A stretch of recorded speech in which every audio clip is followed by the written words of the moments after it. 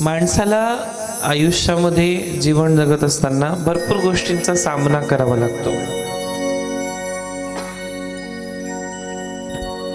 त्यामध्ये सुख दुःख, आपले नातेवाईक असतील, बाहेरचे असतील, यांचा त्रास देणं असेल, या सगळ्या गोष्टींना त्याला फेस करावं लागतं. म्हणजे सामोरं जावं लागतंय, दुःखाला सामोरे जावं लागतंय. आणि त्याही मध्ये विशेष म्हणजे चिता स्मशानामध्ये माणूस जळतो ना, तेव्हा तो एकटा जळतो आणि फार लवकर जळून त्याची राख पण होते. पण जेव्हा तो आयुष्य जगतोय ना, तेव्हा त्याला प्रत्येक क्षणी जी जाळत असते ती म्हणजे त्याची चिंता आहे. चिता ही माणसाला एकदाच आणि मेल्यावर जाळते, पण चिंता ही आयुष्यभर, रोज दिवसा सकाळ झाल्यापासून तर रात्री झोपेपर्यंत त्या माणसाला जाळत असते, त्या व्यक्तीला जाळत असते. एक बैरागी होता, म्हणजे जातीने नाही तर मनाने बैरागी होता. आणि आपल्या इच्छाशक्तीच्या जोरावर हत्तीला जागीच अगदी तो जागच्या जागी बसवू शकत एवढी त्याच्यामध्ये शक्ती होती. आणि एकदा तो रस्त्यात पडला. त्याच रस्त्याने राजाची स्वारी ही जाणार होती. चतुरांगी सेना होती म्हणून रस्ते स्वच्छ आणि मोकळे होते. आणि याची तपासणी करता शिपाई स्वतःहून जात आहेत की रस्ता कसा आहे, काय आहे. राजा येणार आहे तेव्हा, आणि महाराज मोकळा आहे की नाही हा विचार त्यांच्या मनात. तपासणी करता करता शिपाई चालले आणि त्यांनी हा जो वैरागी मनुष्य होता हा रस्त्यावर पडलेला दिसला. शिपाई म्हणाले, अरे राजाची स्वारी येत आहे, तू इथून उठ आणि बाजूला हो. बैरागी म्हणाला, राजाची मात बरी मला काय सांगता की तुम्ही स्वतःहून मला उचलून बाजूला करा. राजाची काय बरं मात की तो मला साईडला हो असं म्हणेल, म्हणून तुम्हाला वाटलं तर उचलून बघा. जाईल राजा माझ्या बाजूने, रस्ता असेल त्याला, रस्ता फार मोठा आहे, त्याने जावं आजूबाजूने निघून. महाराज हातपाय पसरायचे नाही, तो पाय कशाला स्वारी जवळ आलेली पाहून शिपायांनी विचार केला, या अडाणीशी याच्या नांदी लागण्यापेक्षा त्यांनी हातपाय धरून त्याला उचललं आणि दूर नेऊन ठेवलं. त्याच्या या अंगचटीमुळे बैरागी चिडला आणि तो म्हणला की मी कोणाच्या अध्यात नाही की मध्यात नाही, तरी या लोकांनी मला काय म्हणून उचलून बाजूला केलं, काय म्हणून बाजूला टाकावं. तो उठला आणि गर्दीत शिरला आणि राजाच्या हत्तीची शेपूट धरून खाली बसवलं. महूताने अगदी शिताफीने तोल सांभाळला आणि अंबारीसह राजसाहेबांना सावरलं. राजे खाली उतरले आणि एकाएकी कोसळल्यामुळे प्रधान चौकशी करू लागला की नेमकं घडलं तरी काय. तेव्हा यांना कळलं की एक माथे फिरू बैरागीचे आणि हे काम त्याचंच आहे. राजा प्रथम बराच रागवला, पण शांत झाल्यावर त्यांनी बैराग्याला विचारलं की महाराज तुमची एवढी मोठी शक्ती, त्याची खुराक काय, काय करता, काय बदाम काजू पिस्ता काय खातात तुम्ही, एवढी मेहनत कुठे करता. ते बुवा म्हणाले, राजाजी काजू बदाम खारीक पिस्ता कुठले, शेंगदाणे सुद्धा वेळेवर मिळत नाही. प्रधानजी जवळच उभे होते. ते म्हणाले, सरकारी आता स्वारी येत आहे सरकारांची, तर पुढे चालावं आणि यांच्या शक्तीचं कारण मी तुम्हाला नंतर सांगेल. दुसऱ्या दिवशी प्रधानांनी राजवाड्यावर बोलवून घेतलं त्यांना, त्या बैरागी व्यक्तीला, आणि विचारलं, बुवा कुठे राहतात तुम्ही, जेवता कुठे. बैरागी म्हणाला की देवळात राहतो, भिक्षेवर उदरनिर्वाह करतो. आणि प्रधान म्हणाला की बाबाजी आम्ही तुमच्या जेवण खाण्याची व्यवस्था करतो, पण तुम्ही सरकारचे एक काम केलं पाहिजे. बैरागी म्हणला, काम झोपण्यासारखं असेल किंवा आराम करण्यासारखं असेल तर नक्कीच करेल, आणि मला जर योग्य वाटलं तरच मी करेल, नाहीतर नाही करणार. प्रधान म्हणाले, काम सोपं आहे, देवाचं आहे, आणि नाही म्हणू नका. बघा गावाच्या बाहेर महादेवांचं मंदिर आहे, तिथे रोज सायंकाळी दिवा लावायचा. दिवा लावण्यासाठी जे सामान लागेल ते सामान कोठीतून घ्यायचा, मात्र दिवा रोज अगदी नित्य नियमाने बरोबर सूर्य अस्ताला हा लागला पाहिजे. एवढं काम करावं लागेल. आणि दुसऱ्या दिवशीचा लागला तेवढा शिधा कोठीतून काढून घ्यायचा. आणि बैराग्याने विचार केला की काम तर सोपं आहे, शिवाय देवाचं आहे, कबूल करावं. दगदग मिटली, भीक मागण्याची वेळ संपली, येणार नाही हा विचार तो बैरागी करू लागलाय. आणि असं करता करता त्यांनी काम करण्याचा कबूल केलं. आणि हा विचार करत असताना मनुष्य जंजाळात गुंततो तो सुखाच्या आशेने आणि स्वार्थाच्या लालसेने. आधी शक्ती होती, संपन्न होता, काही करू शकत होता. आता तो लालसेच्या पोटी त्या महाराजांची सेवा करतोय. पहिले स्वतः मालक होता, आता तो नोकर म्हणून जगू लागलाय. बैरागी रोजच अगदी सकाळ संध्याकाळ दिवाबत्ती करू लागला. पहिले काही बरेच दिवस खूप छान सुखात पार पडले, पण नंतर दिसून आलं की राजांच्या नोकरांकडून रोजच्या रोज राजे तेल वात वगैरे सामान मिळवणं हे सोपं नाही. काम करायला राहिले नव्हते. हुकूमशहा झाला होता. शिपाई कामात हलगर्जीपणा करू लागले आणि अशामुळे नोकर भेटतात की नाही, सामान मिळतं की नाही याची चिंता त्याला फार वाटू लागली. पूर्वी भिक्षेचं अन्न खाऊन निश्चिंतपणे देवळात ताणून देणारा भिकारी आता जेवणानंतर नोकरांची वाट पाहू लागला आणि त्यांची मनधरणी करू लागला. त्यांचा निवांतपणे नष्ट स्वतःच वेळ करू लागला. काळजीने तो खंगू लागला. 4-6 महिन्यानंतर प्रधानजींनी बैराग्याला बोलवून घेतला आणि सांगितलं की तू पूर्वी हत्ती बसवला होतास असं आम्ही ऐकलं आहे. आम्हाला खरं वाटत नाही, पण तू सांगतात की राजांचे स्वारीचा हत्ती त्यावेळी आपण खुशीने खाली बसवलेला आहे. ते काही असो, आता तुझ्या शक्तीचा उपयोग राजांना पाहायची इच्छा आहे. तुझी तयारी असेल तेव्हा आपण वेळ ठरवू. बैरागी हुशार होता. त्याला आपल्या ओसारलेल्या ताकदीचा अंदाजा लावता आणि तो सहज म्हणते, महाराज तेव्हा मी हत्ती ताकदीने बसवला हे खरं, पण आता ती ताकद राहिलेली नाही, ती शक्ती राहिलेली नाही.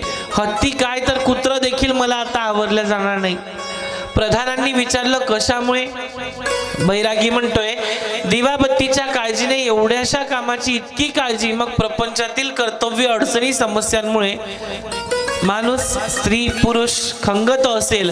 म्हणून तुकाराम महाराज म्हणतात, खंगू नका, समाधानाने राहा. आयुष्यात कितीही जरी संकट आले तर प्रयत्न करा. यश येणे न येणे तुमच्या हातात नाही, भोग ठरलेला आहे आणि त्या भोगामुळेच आपल्याला आयुष्य भोगायचंय. कर्म आहे, जैसे केले कर्म तैसे फळ देतो रे ईश्वर. कारण जेव्हा जेव्हा आपल्या आयुष्यामध्ये आपण चुकीचे चांगले कर्म करतोय, वाईट कर्म करतोय, त्याचं फळ आपल्याला भगवंत देणार आहे. कारण आपल्याला भगवंत आपल्या एकट्याच्या सुखासाठी आपल्या आयुष्यात येत नाही मायबाप, तो येतो तर सगळ्यांना सुख देण्यासाठी. आणि इथे भगवंतांचं सानिध्य त्यांना प्राप्त होतं. सुंदर अशी लीला भगवंतांच्या सुरू होतात. राजा परीक्षिती यांना कथा सांगण्यासाठी शुकदेव मुनी महाराज आता निघालेत, पण नेमकी ती कथेची सुरुवात झाली कशी हे सांगावं अशी त्यांची इच्छा आहे. आणि ते म्हणू लागलंय की भगवंताच्या सानिध्यामध्ये राहिल्यानंतर जेव्हा महर्षी भगवान वेदव्यास यांच्या मुलाचा जन्म झाला, तेव्हा राजा परीक्षिती याने तो जो मुकुट धारण केला होता, त्या मुकुटामुळे नम्रतेने ही कथा त्यांना सांगू लागले. शुकदेव हे राजा परीक्षितीला भागवत सांगतात. द्वितीय स्कंदाला सुरुवात होते. शौनकांसह सर्व ऋषी परीक्षित शुक यांचा संवाद काय झाला, त्यांची कथा ऐकण्यास उत्सुक होते. आणि सूतजी महाराज, सूत नाव आहे बरं का, सूतजी महाराज कथा सांगू लागले. शुकदेव मुनी महाराजांचं आगमन झालं. तळमळीची जिज्ञासा पूर्ण कराल का हो? जो मनुष्य मरणाच्या दारामध्ये आहे त्याने कोणत्या धर्माचं आचरण करावं तेच मला तुम्ही सांगा. विशुद्ध कर्म कोणतं आणि त्या थोड्या अवधीत जप, श्रवण, भजन, स्मरण कसं करावं? विरक्त असलेले शुकदेव मुनी महाराज. पण प्रश्न असा होता की तो त्यांच्या आवडीचा आणि अगदी जवळचा प्रश्न, की माणसाने मरण अवस्थेमध्ये कशा प्रकारे विशुद्ध भक्ती केली गेली पाहिजे. कितीतरी सांगण्यासारखं होतं, पण मर्माज्ञ शुकदेवांनी 2 वाक्यात 2 परमसिद्धांत सांगितले. शुकदेव मुनी म्हणतात, एक गडबड नका करू बरं, एकदम शांत बसायचं. राजे, या जगामध्ये मी आणि माझं म्हणून तू जे जे काही आपलं समजशील ते खोटं आहे. एका शब्दात उत्तर दिलं. ते सगळं खोटारडं आहे. राजा परीक्षितीला सांगतात, राजा या असार सागर संसारामध्ये अभयपद हवं, त्यांनी श्रीकृष्णांच्या चरणांचं नित्य ध्यान करावं, तोच एक उपाय आहे. आणि खरं ते एकच आहे. निर्गुणांवर माझी निष्ठा, पण श्रीकृष्णांच्या गोष्टीमध्ये, श्रीकृष्णांच्या कथेमध्ये मी रमतो. आणि शेवटी कृष्णांचं स्मरण राहावं म्हणून अजन्म कृष्ण भक्ती पाहिजे, कृष्णासाठी जगलं पाहिजे, त्याचं ज्ञान करून घेतलं पाहिजे. मुक्त झाला तरी त्याला उरते कृष्ण स्मरण, कथा, कीर्तन, हे सारं ज्ञान हरीशिवाय अज्ञान आहे. आणि म्हणून मरणकाळी भिवू नये, कारण की मरत्या वेळी महाराज गरुड पुराणामध्ये लिहिले, जो मनुष्य त्याला शयन आसनावरनं खाली टाकलेलं असतं, त्याला 1 कोटी विंचू एका क्षणाला, एका सेकंदामध्ये चावल्याचा त्रास होतोय. 1 कोटी विंचू त्याला चावतात. जेव्हा त्याच्या शरीरातून आत्मा भगवान श्री यमराज आणि धर्मराज काढून घेतात, इतका त्रास त्या व्यक्तीला होतो. विंचू चावला असेल कोणाला, त्याला विचारा की 1 विंचू चावल्याचा किती त्रास होतो. आणि इथे विंचू चावताय ते 1 कोटी, 1 करोड. मरणकाळी घाबरू नये. ओम हे एकच अक्षर आत्मवाचक आहे आणि मन एकाग्र करून त्याचा जप करावा. इंद्रिय आवरावी, मन आवरावं, प्राणायाम करावा, इच्छा आसक्ती जिंकावी, मन भगवंतांच्या प्रणव रूपात, ओंकार रूपामध्ये लावावं. कारण राजा परीक्षिती मरणारे 7 दिवसामध्ये, त्याने जी घटना घडवून आणलेली आहे स्वतःवरती, तो मरणारे म्हणून त्याने श्रीमद भागवत कथा ऐकावी अशी इच्छा प्रगट केली आहे. आणि ती श्रीमद भागवत कथा शुकदेव मुनी महाराज त्यांना सांगताय. राजाला शाप लागला, त्याचं कारण खूप सुंदर आहे. ते म्हणतायत, आसक्ती नसावी, साऱ्या विश्वात तोच आहे. ओंकार भरून राहिला, पृथ्वी म्हणजे ओम, जल म्हणजे ओम, वायू, अग्नी, प्रकाश, सर्वत्र तोच आहे. महती, तत्व, मूल, प्रकृती हेही भगवंताचे एक रूप आहे. कृष्णाचं विराट रूप 7 पाताळ आणि त्याच्या कमरेखाली पायापर्यंत आहेत. 7 स्वर्ग वर मस्तकापर्यंत आहे. निरनिराळ्या अवयवामध्ये इंद्र, वरुण, मित्र, अग्नी, अश्विनी, कुमार सर्व देवताच आहेत. यांचे किती विवरण करावं, सर्वत्र त्याच्या शरीर आहे. म्हणून ओंकार स्वरूप आहे आणि ध्यान मरणासमयी करावं. पुनश्च सांगतो की राजा, मरणासन्न मनुष्याने इतर सर्व विचार सोडून द्यावे. पण आपल्या माणसाची जेव्हा शेवटची घटिका येत असते, तेव्हा त्याचे लेकरं असतात मायबाप, ते लेकरं त्याच्याकडनं प्रॉपर्टीवरनं सह्या मागत असतात. आणि त्या प्रॉपर्टीसाठी सुद्धा त्याला मेल्यानंतर सुद्धा ते अंगठे मारून घेतात. आणि आपण म्हणतोय की या जगात आमचं आहेत सगळे. नाही, इथे कोणी कुणाचं नाहीये मायबाप. आणि श्रीमद भागवत कथा हेच शिकवते पहिल्या दिवसापासून की तुम्हाला मरायचं एकटंय, पण जगत असताना नामचिंतन करून कशा प्रकारे मरायचंय हे लक्षात आलं पाहिजे. आणि म्हणून भगवंतांनी त्यांचं दुःख सहन केलं. जीवनामध्ये सुख दुःख आली, ती भोगली आणि भोगून सोडून दिली, पण नामचिंतन मात्र कधी सोडलं नाही. कारण त्यांच्या आयुष्यात सुद्धा सुख दुःख आले. आपण सहज म्हणतो तो कृष्ण आहे, ते भगवंत आहे, तो देव आहे. पण हा विचार कधी केला का की तो जरी देव आहे तर जीवन जगत असताना, जन्माला येण्याच्या अगोदर त्याला त्याचे 7 भाऊ गमवावे लागले. त्या भावांसोबत त्याला खेळायचं होतं, ते भाऊ त्याला गमवावे लागले. ज्या आईच्या उदरातून जन्माला आलो त्या आईचं दूध सुद्धा प्यायला भेटलं नाही. ज्या बापाच्या अंगा खांद्यावर खेळायचं होतं तो बाप सुद्धा त्याला मिळाला नाही. त्याच बापाच्या खांद्यावर खेळायचे, त्याच बापाने एका टोपलीमध्ये ठेवून त्याला 13 किलोमीटर दूरवरती त्या गोकुळात नंदाच्या घरी सोडून आले. नंदाच्या घरी गेले, ज्या नंदाच्या घरी गेले तिथे गोप, गोपिका, प्राणी, जीव मात्रा, भूत दयावरती प्रेम करायला शिकले. गोपिकांनी त्यांना प्रेम करायला शिकवलं की प्रेम काय असतं. भगवान श्री कृष्णांचे गुरु आहेत गोपिका, ज्यांनी त्यांना प्रेम काय आहे हे शिकवलं. राधाराणींना सार सर्वस्व मानलं, पण तरी सुद्धा तेच तिथे सुद्धा सोडावं लागलं. सुटलं नाही ते देवत्व. ज्याच्या नावामध्ये डबल मा हा शब्द आहे, अशा माला सुद्धा मारावं लागलं. काय मिळालं आपण हा विचार करतो ना कधीतरी. मागत असताना एक विचार नक्की करा की ज्याला मागतोय त्याला स्वतःच्या आयुष्यामध्ये काय मिळालंय. आणि मग त्याला मागून बघा. जेव्हा हृदयाच्या स्फुरतेतून अश्रू कमलधारा वाहतील ना, तेव्हा कळेल की कृष्णाला काय मिळालेलं आहे. त्याचं देवत्व कधी सुटलं नाही. ते आहे तर देवच, ते देतात. पण ते श्रीमद भागवत कथेतून सांगतात की मला जे मिळालं नाही त्याचं आयुष्यभर मी दुःख कधीच केला नाही. जे आहे त्याच्यामध्ये मी समाधानी राहिलो. आणि म्हणून मी जे जगतोय, मी जे जगत आलोय ते माझ्या लेकरांनी ऐकावं. म्हणून सुखदेव मुनी महाराज राजा परीक्षितीला ही कथा सांगतायत की सर्वस्वाचा त्याग कर, आणि त्याग केल्यानंतर मरण हे फार सोपं आहे. घेतलेला श्वास हे जीवन आहे आणि सोडलेला श्वास हे मरण आहे. श्वास घेतला की आपण जिवंत आहे याचं उदाहरण असतं. छाती धडधड करत असते, पोट हालत असतं, नसा त्यात व्हायब्रेट होत असतात, पल्स वाढत असतात. आणि मृत्यू, श्वास सुटल्यानंतर सगळं शांत झालेलं असतं. जीवन मरणाची व्याख्या एकदम सोपी आहे. श्वास घेतलाय जिवंत आहे, श्वास सुटलाय तर मृत्यू आहे. राजा, मरणासन्न मनुष्याने इतर सर्व विचार सोडून द्यावे, फक्त हरीचंच ध्यान करावं. शुकदेवांनी प्रतिपादन केलं आणि ते कसं करावं हेच सांगा. परीक्षित म्हणाले, हे पहा राजन, आधी विरक्ती पाहिजे. एकीकडे हरीचं ध्यान आणि दुसरीकडे भोग वस्तूंचं ध्यान असं असता कामा नये बरं का. काही लोक आपल्या हृदयामध्ये चतुर्भुज शंख चक्र गदा पद्म हस्त धारण करणाऱ्या पितांबरधारी श्री विष्णूंची आणि कृष्णांचं ध्यान करतात.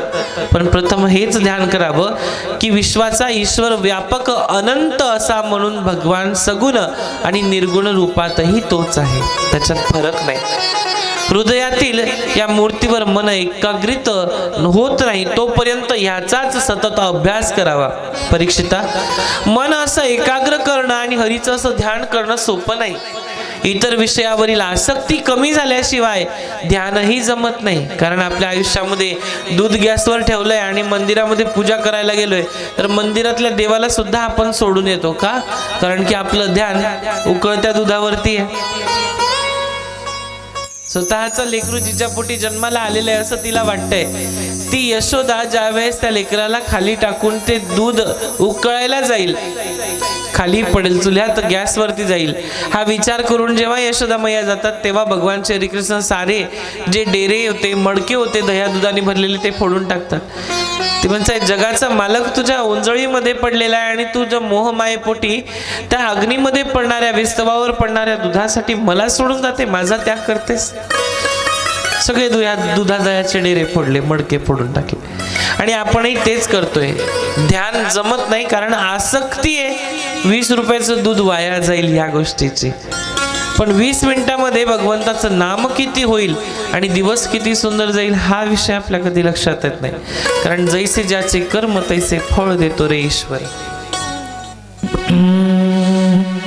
जगी जीवनाचे सार घ्यावे जाणून सत्वर. जगी जीवनाचे सार घ्यावे जाणून सत्वर. जगी जीवनाचे सार घ्यावे जाणून सत्वर. ऐसे ज्याचे कर्मा तैसे फळ देतो रे ईश्वर. ऐसे ज्याचे कर्मा तैसे फळ देतो रे ईश्वर. ऐसे ज्याचे कर्मा तैसे फळ देतो रे ईश्वर. जगी जीवनाचे सार घ्यावे जाणून सत्वर. जगी जीवनाचे सार घ्यावे जाणून सत्वर. जैसे ज्याचे कर्मा तैसे फळ देतो रे ईश्वर. ऐसे ज्याचे कर्मा तैसे फळ देतो रे ईश्वर. ऐसे ज्याचे कर्मा तैसे फळ देतो रे ईश्वर.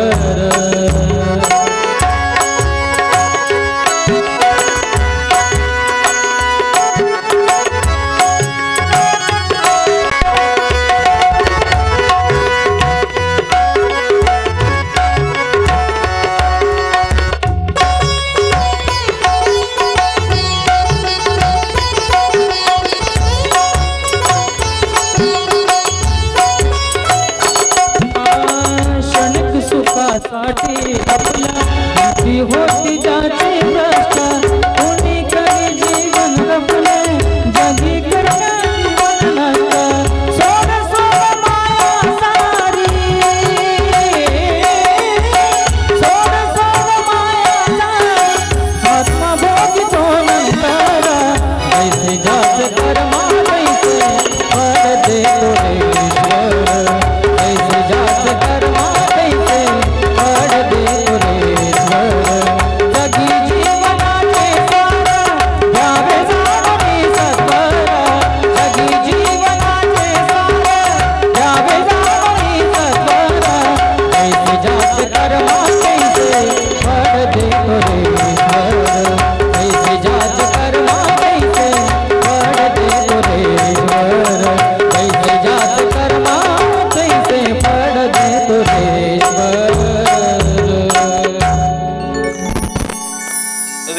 वस्तूंवरील आसक्ती जेव्हा कमी होते आणि झाल्याशिवाय आपल्याला ध्यानही जमत नाही आणि नंतर श्रीहरीबद्दल हृदयाच्या प्रेमाचा उदय होतो, एक एक भाव शुद्ध होत जातो आणि परीक्षिता, मृत्यू लोकातून सुटण्यासाठी भक्ती योगासारखं चांगलं साधन या जगात नाही. आपल्या भोवतीच जग आणि काल, आज उद्या आणि तिन्ही काळातील मनाची धावपळ बंद करून मनाने इंद्रियाचा संयम करावा, इंद्रिय आवरावी, मन आवरावी. राजा परीक्षिती हे चित्त लावून ऐकत होते. कृष्णाला स्वतःच्या गर्भ अवस्थेत पाहिल्यापासून त्यांच्या मनात ती मूर्ती ठसलेली होती की मला ज्यांनी गर्भात, माझ्या आईच्या गर्भात वाचवलं तो कृष्ण परमात्मा किती सुंदर असेल, त्याच्या कथा किती सुंदर असतील. त्याने गर्भात माझ्यासाठी प्रवेश केला आणि मला वाचवलंय. मनात ती मूर्ती ठसलेली आहे आणि शुकदेव विस्तार आणि भक्ती योग सांगत होते. इकडे परीक्षिताचं हृदय भक्तीने, जिज्ञासाने भरून येत होतं आणि त्याने मनाने सर्व आसक्तीचा तो सर्वस्व त्याग केला होता. धन, ऐश्वर्य, वैभव या सगळ्या गोष्टींचा त्याग केलेला होता.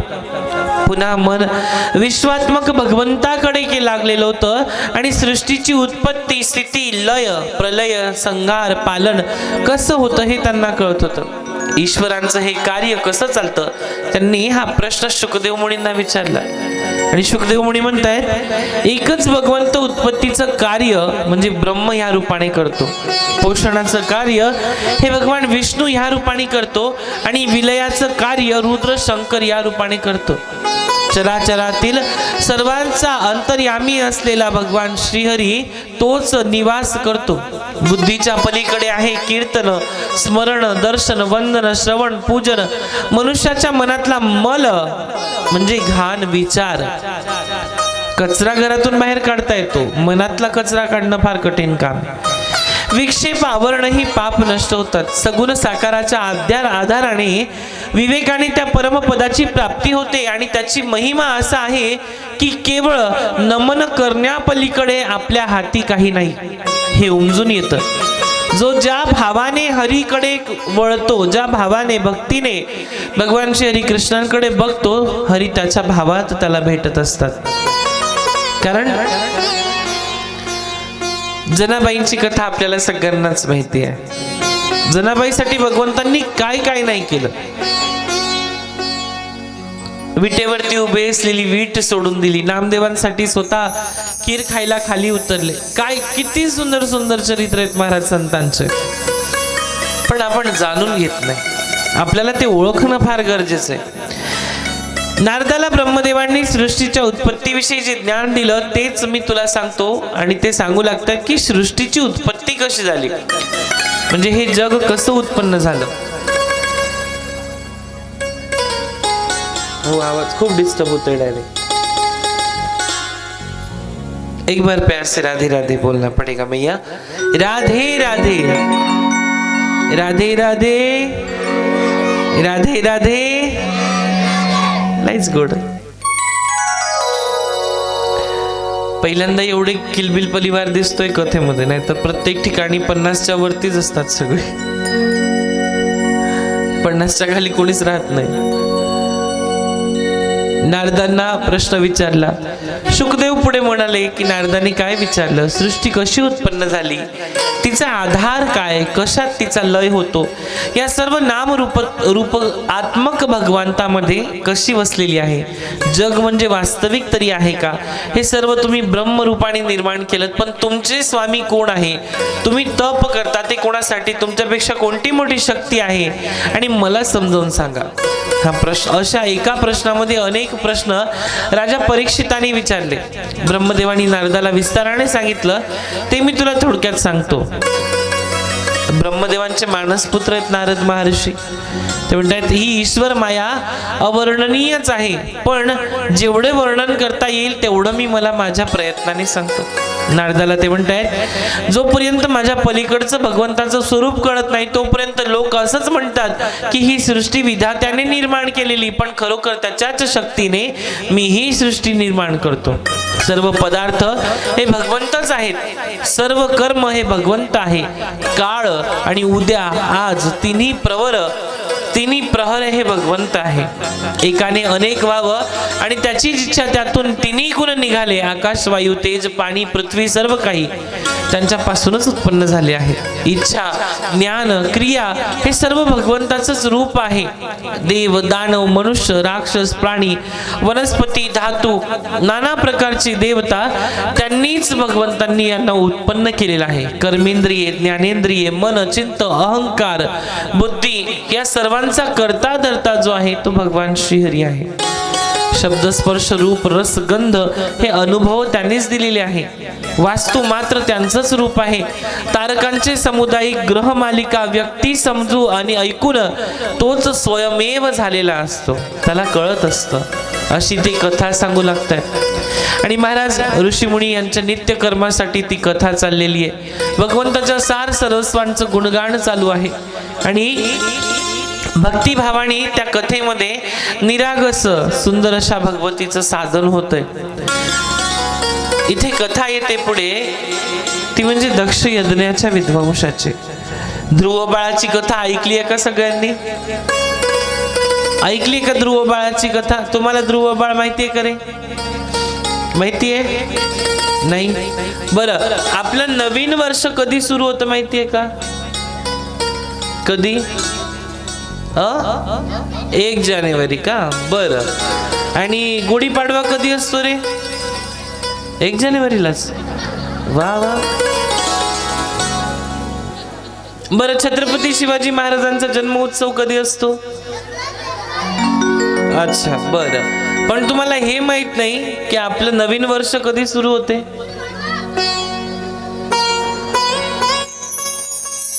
आधी नाही आणि नंतर मग कुठून रिपोर्ट लागला तुला? आपल्या हिंदू सनातन वैदिक धर्मामध्ये हा सगळ्यात मोठी ही शोकांतिका आहे की यांना झुकेगा नाही हे तर माहिती आहे, पण यांना गुढीपाडवा कधी असतो, आपलं नवीन वर्ष कधी असते, आपल्या आयुष्यामध्ये रामनवमी कधी आपण साजरा करतो, छत्रपती संभाजी महाराजांना कशा प्रकारे त्रास देण्यात आला, त्यांची जयंती त्यांची पुण्यतिथी हे यांना माहीत नाहीये ना. त्याचं कारण आहे ही शोकांतिका आहे आपली की कुठेतरी आपण यांना त्या गोष्टींचं ज्ञान देत नाही. बरं मला सांगा, क्रिसमस कधी असते रे? वा वा वा, तुमची आरती उतरवावी रे. चादर आणि फादरच्या नादी लागून त्या लाल टोपीवाल्या आणि पांढऱ्या दाढीवाल्याचे सण माहितीये? पण आपले सण काय आहेत, हिंदू धर्माची व्याख्या काय हे आपल्याला माहित नाही. मला सांगा आता कोण चुकतंय? मायबाप तुम्ही चुकताय की हे चुकताय? कोण चुकतंय? यांची चूक नाहीये. यांना शाळेमध्ये CBSE पॅटर्न मध्ये घातल्यानंतर तुम्ही आमचा मुलगा इंग्लिश बोलतो आणि त्याने चादर आणि फादरच्या नांदी लागून 25 डिसेंबर त्यांना माहितीये, त्यांना क्रिसमस डे माहितीये, कारण की त्या कॅलेंडर मध्ये लाल रंगाचं अक्षर आहे आणि तिथे त्यांना सुट्टी आहे हे नक्कीच कळणार आहे. पण त्या ठिकाणी जिथे प्रभू श्री रामांचं रामनवमी उत्सव आहे, गुढीपाडवा आपलं नवीन वर्ष आहे हे यांना माहीत नाही. ही आपली शोकांतिका. याचं कारण आहे की मायबाप त्यांना ते समजवत नाही. उठले सुटलं की बोमलतय पोरग, दिला मोबाईल घेऊन. उठलं सुटलं की पोरगा रडतय, ते बोमलतय, दिला त्याच्या हातामध्ये मोबाईल. एखादा ग्रंथ त्याच्या हातात देणार एवढी तुमची हिंमत नाही का? कमीत कमी त्यांना आता एवढ्या वेगाने ते बोलले की 25 डिसेंबर आम्हाला क्रिसमस आहे हे माहिती आहे. उद्या उठून त्यांनी जर तो धर्म स्वीकार केला तर, त्यांनी जर कृष्णाला सोडून त्या जीजसला आपलं मानलं तर, मी म्हणत नाही की तुम्ही त्यांना माना किंवा नका मानू, पण एक लक्षात घ्या, एक सांगतो, 18 दिवस ज्या भीष्म पितामहांना बाणांच्या शय्येवरती प्रत्येक शरीराच्या कोपऱ्यामध्ये बाण घुसलेले होते, 18 दिवस इच्छा मृत्यूचं मरण होतं, त्याला मरता आलं नाही. आपला हिंदू सनातन धर्म त्या भीष्म पितामहाला देव मानत नाही. इथे 4 खिळे काय ठोकल्या गेले, तुम्ही त्याला देव म्हणताय आणि त्यांचा क्रिसमस यांना आठवतो, पण भीष्म पितामहाची केलेली स्तुती आठवत नाही, गजेंद्र मोक्षाची स्तुती आठवत नाही, विष्णू सहस्रनाम माहित नाही, राम सहस्रनाम स्तोत्र माहित नाही, कृष्ण सहस्रनाम स्तोत्र माहित नाही यांना. सहज जरी विचारलं की संभाजी महाराजांनी किती भाषा येतात आणि त्यांनी किती ग्रंथ लिहिले तरी यांना माहित नाही. यांना माहिती फक्त झुकेगा नाही, कंबळलं वाकवावं आणि वरतून 2-3 धपाटे ठेवावे यांना. कोण चुकतंय मायबाप याच्यामध्ये? शाळेवाले चुकतायत का? आता तर शाळेत पण नवीन ट्रेंडिंग सुरू झालेली आहे. गेट टुगेदर करा, जुनं प्रेम जागृत करा आणि घरचे 2-3 लेकर आहेत त्यांना जहर देऊन मारा आणि याच्या सोबत लफडं करा. हे गेट टुगेदर वाले ना, यांचे चांगले टिंगर शेकले पाहिजे महाराज, तेव्हा यांना समजेल. 3 लेकर, जिवंत घटना आहे, जिवंत उदाहरण आहे. गेल्या महिन्यामध्ये तिचं गेट टुगेदर, तिचा बचपन का प्यार जिवंत झाला. ही याच्यासोबत गेली पळून, नवऱ्याला पण विष दिलं. 3 सोन्यासारखे लेकरं होते, त्या 3 लेकरांना विष देऊन मारून टाकलं. कुठे चालली आहे यांची बुद्धी? मग शाळा चांगलं शिकवण्याकरता आहे, अध्ययन चांगलं देण्याकरता आहे, की आपल्या आयुष्याची वाट लावण्याकरता आहे? स्वतःलाच लावून घ्यायचे संस्कार. हो, खूप डिस्टर्ब होते, खूप प्रॉब्लेम होतो बघा. राधे, एक बार प्यार से राधे राधे बोलना पड़ेगा महाराज. राधे राधे राधे राधे. हा, हे बघा, तुम्ही अभ्यास करा, मोठे व्हा, मोबाईल घ्या, गाडी घ्या, सगळं करा, पण कुठेतरी छत्रपती शिवाजी महाराज असतील, प्रभू श्री रामचंद्र असतील, कृष्ण असतील, यांचे पण ग्रंथ वाचा. तुम्हाला गीता काय आहे माहितीये का रे? गीता काय माहितीये का? शाळेतली गीता नाही बरं, श्रीमद भगवत गीता माहितीये का? नाही माहिती. तुम्हाला घरचे सांगत नाही का रे गीता काय आहे म्हणून? नाही. मोबाईल देतात का रडल्यावर? देतात ना. लेकरं कधीच खोटं बोलत नाही, कारण की ते देवाघरची फुलं नाहीये, ते स्वतःच देव असतात. स्वतःला सांभाळण्यापेक्षा या लेकरांना सांभाळा, कारण उद्या उठून आपल्या आयुष्याचं उज्ज्वल भविष्य ही लेकरं आहेत, आपण नाही. शिळी फुलं झाल्यानंतर, जसं मी काल सांगितलं, बाशी फुलं भगवंताला चालत नाही. तुम्ही 60-70 वर्षाच्या आयुष्यामध्ये भगवंताचं नाम जप करताय, देवा मला काहीतरी दे, हे काही शक्य होणार नाही. दात पडल्यानंतर देव म्हणेल लयच बेकार परिस्थिती आता. तुम्ही सहज बालाजीला जाताय, केस देऊन येताय, विचार करा त्या बालाजी महाराजांना ते केस आवडत असतील का? तुमचे केस निघाले तर तुम्ही ते बाहेर फेकतात आणि तुम्ही टकल्या करून तिथे देऊन येताय. सांगण्याचा उद्देश असा आहे की ज्या भगवंताने शरीराची रचना एवढी सुंदर केलेली आहे, त्याच्याबद्दल जर या लेकरांना माहित नाही तर हिंदू सनातन वैदिक धर्म कुठे जाणार आहे? हिंदू ही सिंधू घाटीची सभ्यता आहे, सनातन, आपण भगवंताचे लेकर आहे. वैदिक परंपरा आपल्या आयुष्यात लाभलेली आहे. आणि धर्म म्हणजे योग्य शिक्षण जर नाही मिळालं तर मग उद्या उठून जर यांनी चादर आणि फादरकडे दिशा वळवली, 33 कोटी देवी देवता जर कमी पडले, तर मग याच्यामध्ये ह्या लेकरांचा दोष नाहीये, यांच्यामध्ये तुमचा दोष आहे, मायबापांचा दोष आहे. 2-3 तास फालतूची चर्चा करत बसण्यापेक्षा तिच्या त्या फालतू निंदकाचे घर असावे शेजारी असं म्हटलं जातं. तिच्या जवळ बसण्यापेक्षा आपल्या लेकराला घेऊन बसा ना. सुशिक्षित आजकाल, आणि हे काही जास्त मोठे वाटत नाही. आताच मटेरियल आहे सगळं समोर बसलेलं. 2005-10च्या नंतरचं मटेरियल दिसतंय हे सगळं. मग तुम्ही त्यांना शिकव. मला असं वाटतंय प्रथमतः अशी अध्यायिका असावी की आताच्या परिस्थितीमध्ये यांच्या आया सुशिक्षित असतील, बाप सुशिक्षित असतील, पण जेव्हा पहिल्यांदा विचारलं की यांना नवीन वर्ष माहित नाही पण क्रिसमस डे माहिती आहे, ही शोकांतिका आहे मायबाप. सांगायचा उद्देश फक्त एवढा आहे की ज्या अर्थी भगवान श्रीकृष्णांनी आपलं आयुष्य धर्मासाठी जगलं, त्या बालगोपांना, त्यांच्या ग्वाल्यांना हे माहित नाही की नवीन वर्ष कधी असते, गुढी कधी उभारली जाते. गुढी का उभारली जाते माहितीये का रे? गुढी आपण गुढीपाडवा करतो की नाही, है ना? मग ती गुढी का उभारली जाते?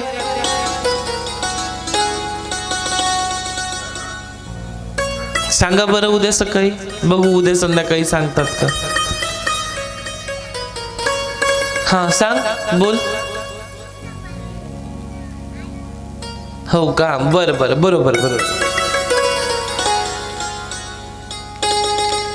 तिने हिम्मत तरी केली सांगायची, पण तुम्ही माना सुद्धा नाही हलवल्या की आम्ही त्यांना प्रयत्न करू सांगण्याचा.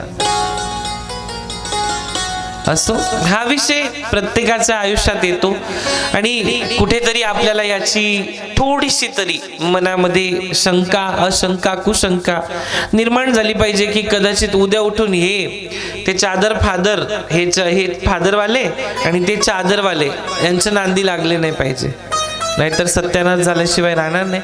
कारण की ही येणारी पिढी एका कुळाचा उद्धार करणार आहे आणि ही जी उभी राहिली ही पिढी येणाऱ्या 42 कुळांचा उद्धार करणार आहे. पुत्र व्हावा ऐसा गुंडा त्याचा तिन्ही लोकी झेंडा. आता हे झेंडे घेऊन फिरतात पक्षांचे. मला विरोध नाही करायचा आहे कोणाचा, पण या बाबतीत सावधान राहा. सुंदर अशी कथा येते ती म्हणजे दक्ष यज्ञाची. अर्थातच चतुर्थ स्कंदामध्ये, तृतीय स्कंदामध्ये प्रवेश करतात शुक परीक्षित समाजातील मैत्री आणि विदुर यांच्या संभाषणाचे वृत्तांत सूत हे शौनक इतर ऋषींना सांगतात आणि पुढे सांगू लागले की मैत्रियांनी, विदुर म्हणाले मैत्रियांना की मैत्री ऋषी, हे सर्व कथेत मला सारखाच गोडी आहे. मला या प्रत्येक कथेमध्ये सारखी गोडी आहे आणि त्यामध्ये मला प्रेरणा मिळते की जीवन कसं जगलं पाहिजे. मला दक्ष कन्या सतीची कथा सांगा, ती कथा मला ऐकावीशी वाटते. हरी आणि हरा यात भेद नाहीये. शंकराला हीन लेखल्यामुळे दक्षाला किती संकटांना तोंड द्यावं लागलं, त्याची ही कथा आहे. महाराज, दक्षाने एकदा खूप मोठा यज्ञ केला. दक्ष प्रजापती, माता सतीचे वडील, आणि त्यांनी तो यज्ञ केला. त्या यज्ञासाठी अनेक ऋषी, अमरगण, यज्ञातील आहुतीचा सूक्ष्म अति सूक्ष्म भाग देवता, सर्व लोक, भुवर लोक यांच्यामध्ये वाटण्यात आला. यज्ञाच्या स्थानी, यज्ञ जिथे होत होता त्या ठिकाणी प्रजानायकही जमलेले होते. गंधर्व, किन्नर, मरुदगण, आदित्य, रुद्र, वसु, लोकपाल सर्व आलेले होते. आणि मुख्य म्हणजे ब्रह्मदेव, विष्णू, शंकरही त्यांच्या मानाच्या स्थानी विराजमान होते. पण इथे घटना अशी घडली की विराजमान झालेल्या असताना यज्ञ समेत जेव्हा त्या यज्ञाच्या सभेमध्ये दक्ष प्रजापतीने प्रवेश केला तेव्हा सर्वजण आदराने उठले आणि देवता, मरुदगण, वसु सर्वांनी दक्षाला, हा जो दक्ष आहे सतीमातेचे वडील आणि भगवान महादेवांचे सासरे, उठून सगळ्यांनी त्याला अभिवादन केलं, त्याला नमस्कार केला. पण ब्रह्मदेव उठले नाही कारण की ते त्याचे वडील आहे आणि महादेव उठले नाही कारण की ते त्यांचे जावई आहे. पण दक्षाने ब्रह्मदेवांना नमस्कार केला आणि तो आपल्या स्थानी जाऊन बसला, म्हणजे आपल्या खुर्चीमध्ये जाऊन बसला. खुर्चीचा अहंकार खूप आहे महाराज लोकांना आजकाल. आणि शंकराने आपला अपमान केला असं दक्षाला वाटतंय आणि त्याला क्रोध आला. तो म्हणतोय, देवगण हो, या महान सभेमध्ये, या यज्ञ सभेमध्ये आपण सर्व आलात, माझा मानही राखलात, हा मोठा आनंदाचा प्रसंग आहे. पण यज्ञ करता म्हणून माझा मान ठेवता हे मी ओळखतो, पण शिष्टाचार पाळल्यामुळे दोन्ही पक्षी समाधान वाढतं. उडणारे पक्षी नाही, एक वेगळा पक्ष आणि एक वेगळा पक्ष, समोर बसलेले आणि उंच आसनावर बसलेले, ह्या पक्षांमध्ये समाधान वाढतं असं त्याचं म्हणणं आहे दक्ष प्रजापतीचं. आमचे जावाई शंकरही इथे आलेले आहेत बरं का. दक्ष प्रजापतीला गर्व झालेला आहे आणि त्या गर्वामध्ये माझी तेजस्वनी कन्या सती, माझी कन्या, ती जी सती आहे मी त्यांना दिली. त्याचं कारण आहे पितामह ब्रह्मदेव. आता कसं असते, जो लग्न जोडते ना महाराज, तो मध्यस्थी माणूस असते. धोबिका चांगलं झालं तर नवरीवाले म्हणतात, लय चांगलं केलं तुम्ही आमच्या आयुष्यामध्ये, आमच्या पोरगीला सुखी संसारात तुम्ही नांदायला खूप सुंदर आशीर्वाद दिला. आणि वाईट झालं तर त्याच्या नावाने मेला, मरत कसा नाही अजून, माझ्या पोरीच्या आयुष्याचं वाटोळ केलं, बेवडा नवरा करून दिला. मध्यस्थी माणसाची ही अवस्था असते आणि या अवस्थेमध्ये ब्रह्मदेव फसलेले, कारण की ब्रह्मदेवांनी मध्यस्थी केलेली आहे. आणि त्यासाठी ब्रह्मदेव जरी वडील आहे तरी या ठिकाणी ते दक्ष प्रजापती त्यांना म्हणतात, माझे वडील, माझ्या वडिलांमुळे शिवसामर्थ्याचं त्यांनी माझ्याजवळ पुष्कळ वेळा वर्णन केलं की मुलगा खूप चांगला आहे, शंकर खूप चांगला आहे, भोळा आहे, चांगल्या ठिकाणी राहतो, आमचे जावाई म्हणून मला जास्त प्रिय आहेत खरे, म्हणजे ते लहान आहेत, देवाला लहान म्हणतोय बघा दक्ष प्रजापती. एवढा अहंकार झालाय त्याला, देवाला लहान म्हणतोय आणि मी त्याचा बाप आहे, मी वडील आहे, ते मला मुलासारखे आहेत, त्यांनीही उठून अभिवादन करावं असं मला वाटलं. जर वडिलासारखं म्हणतो तर मुलांनी आपल्या बापाला अभिवादन करावं असं कुठे लिहिलेलं आहे का? पण गर्वाची भाषा बोलतोय, त्यात वावेग नाही. पण माझी निराशा झाली या ठिकाणी. आणि आपण सर्वांनी पाहिलंच आहे की ते उठलेही नाहीत आणि शब्दाने सुद्धा त्यांनी माझं स्वागत केलं नाही.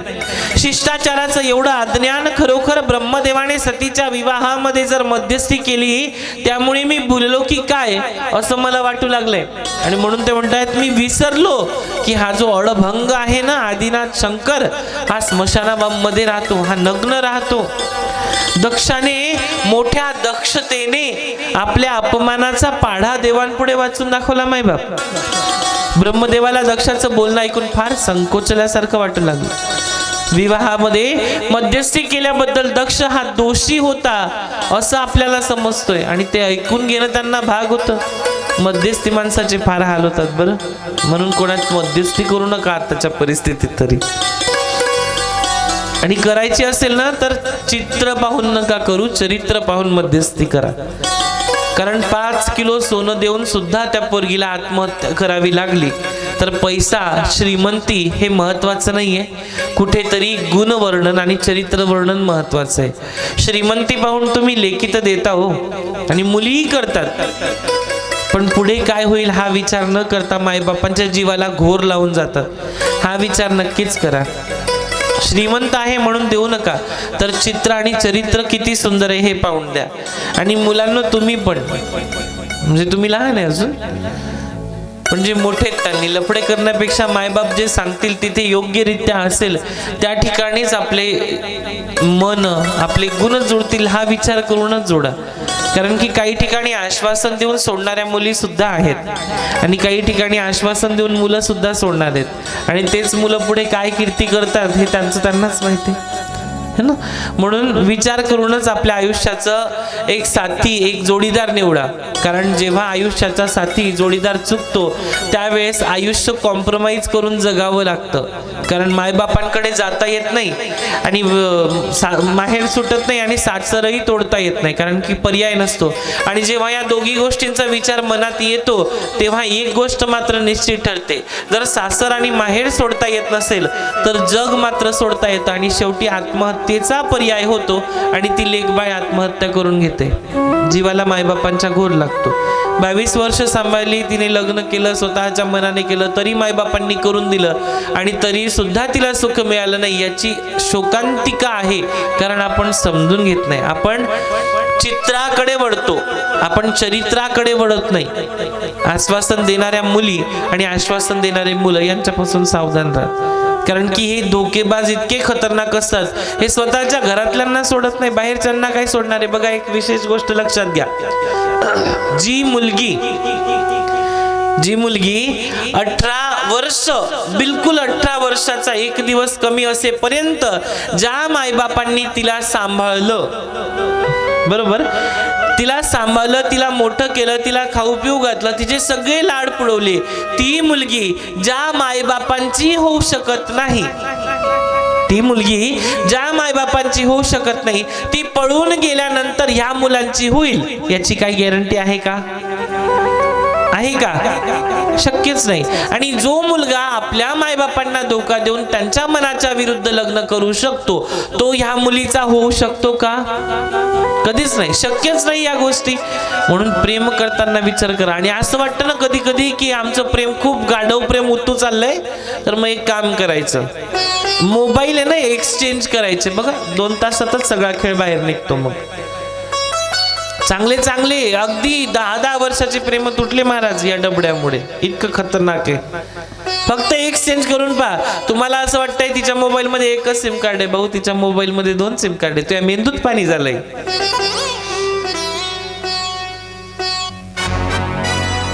हा विषय मला घ्यायचा नव्हता, पण जावाई कसा असावा हे जेव्हा दक्ष प्रजापती सांगतोय तेव्हा जावाई किती सुंदर आहे हे दक्षाने फक्त धन, धान्य, लाभ, मोहापोटी देवादिदेव महादेवांचा अपमान केला. स्वतःला सांभाळा आणि स्वतःच्या लेकीबाईंना आणि मुलांनाही सांभाळा. यांना चांगले संस्कार द्या. कारण की जे जे 30-25 वर्षापूर्वी तुम्हाला लग्न झालं, 1-2 मुलं झाल्यानंतर कळत होतं, ज्या गोष्टी समजत होत्या, हे चाबरे पोरं 5वी-6वीतच त्या गोष्टी समजायला लागतात. आणि प्रायव्हसी ठेवा कोणत्याही गोष्टीची, कारण उद्या उठून जर काही कांड झालं, उद्या उठून जर काही अत्याचार झाले तर त्याला कारणीभूत मायबाप आहेत, मुलं नाही आणि मुली पण नाही. कारण की मायबाप आपली प्रायव्हसी त्यांच्या समोर जेव्हा मोकळी करतात तेव्हा या गोष्टी घडत असतात. म्हणून संस्कार आणि स्वतःची प्रायोरिटी प्रायव्हसी असणं हे फार गरजेचं आहे. कथा सांगण्यापेक्षा महाराज कथा सांगत नाही, पण हेच जास्त सांगतो कारण की ही गरज आहे. एका महिन्यामध्ये 7 ठिकाणी बलात्कार झाले. जळगाव जिल्ह्यामध्ये, नागपूरमध्ये, मालेगावमध्ये, करंजमध्ये, इचलकरंजीमध्ये. एक 3 वर्षाची लेक मेली, त्याने बलात्कार केला, दगडाने ठेचून मारली, खालची फरशी फुटेपर्यंत तिच्या डोक्यात दगड घातले, आजूबाजूच्या भिंती रक्ताच्या बदल्या. त्या 3 वर्षाच्या लेकीची काही चुकी आहे का? त्या बाळाची काही चूक आहे का? काही अजूनही तिला न्याय मिळालेला नाही. तो मादर जात अजूनही जेलमध्ये, आणि त्या लेकीची राख रांगोळी झालेली आहे. आणि हे म्हणता की आम्ही न्यायपालिकेच्या पुढे जात नाही. चांगले चांगले धुरंधर राजनेते तिच्या घरी गेले आणि एक कागद घेतला आणि फोटो काढला, काय आम्ही तुझ्या घरी जाऊन आले, न्याय द्या ना. एका दिवसामध्ये न्यायपालिकेत मंत्री बदलतो, संत्री बदलतो, आमदार खासदार सगळे बदलतात. एका दिवसात नोटबंदी होऊ शकते, पण एका बलात्कार झालेल्या चिमुरडीला न्याय मिळू शकत नाही. ही शोकांतिका आहे. कारण की वोटिंग करताना आम्ही नोट बघतो आणि मग बोट दाबतो. कुठेतरी या गोष्टीची जनाची नाही तर मनाची लाज वाटली पाहिजे की उद्या घटना तिथे घडलेली, जर आज इथे घडली तर आपण कोणासमोर तोंड उघडू शकतो हा तरी विचार केला पाहिजे. 25 पैसे गुणिला 365 गुणिला 5 वर्ष गुणिला 500 या रोजाने विकल्या जातो. आपण 500 रुपये घेतो आणि बटन दाबतो. आपण गाढवापेक्षा कमी किंमत उरली आहे माणसाला. विचार करा, उद्या उठून जर अत्याचार झाला, आपण स्पष्ट बोलू शकतो आमच्या मुलीला न्याय मिळालाच पाहिजे. आज त्या पोरगीची जळून राख रांगोळी झाली, तिचे मायबाप अमर उपोषण करतायत, जगतायत, मरतायत, तिच्या आठवणीमध्ये मरतायत. ती 3 वर्षाची होती, पण दुसरी घटना 75 वर्षाच्या म्हातारीवर झाली. हो, तिलाही मारून टाकलं, तिचाही बलात्कार केला, तिलाही दगडानेच ठेचलं. म्हणजे इथे तरुण एक छोटा लेकरू सुद्धा सुखी नाहीये, तेही सुरक्षित नाहीये, आणि ती आजीबाई सुद्धा सुरक्षित नाही, एक महिला सुद्धा सुरक्षित नाही. न्यायपालिका जर एखाद्याला चांगला चौरंग बनवून त्याचे हातपाय मुंडकं तोडून त्याचं लिंग चाटून त्याला चौकामध्ये उभं करेल ना, तेव्हा असे नराधम पुढे येणार नाही आणि तेव्हा हे बलात्कार या अशा घटना घडणार नाहीत. आणि कुठेतरी आपण संस्कार द्या.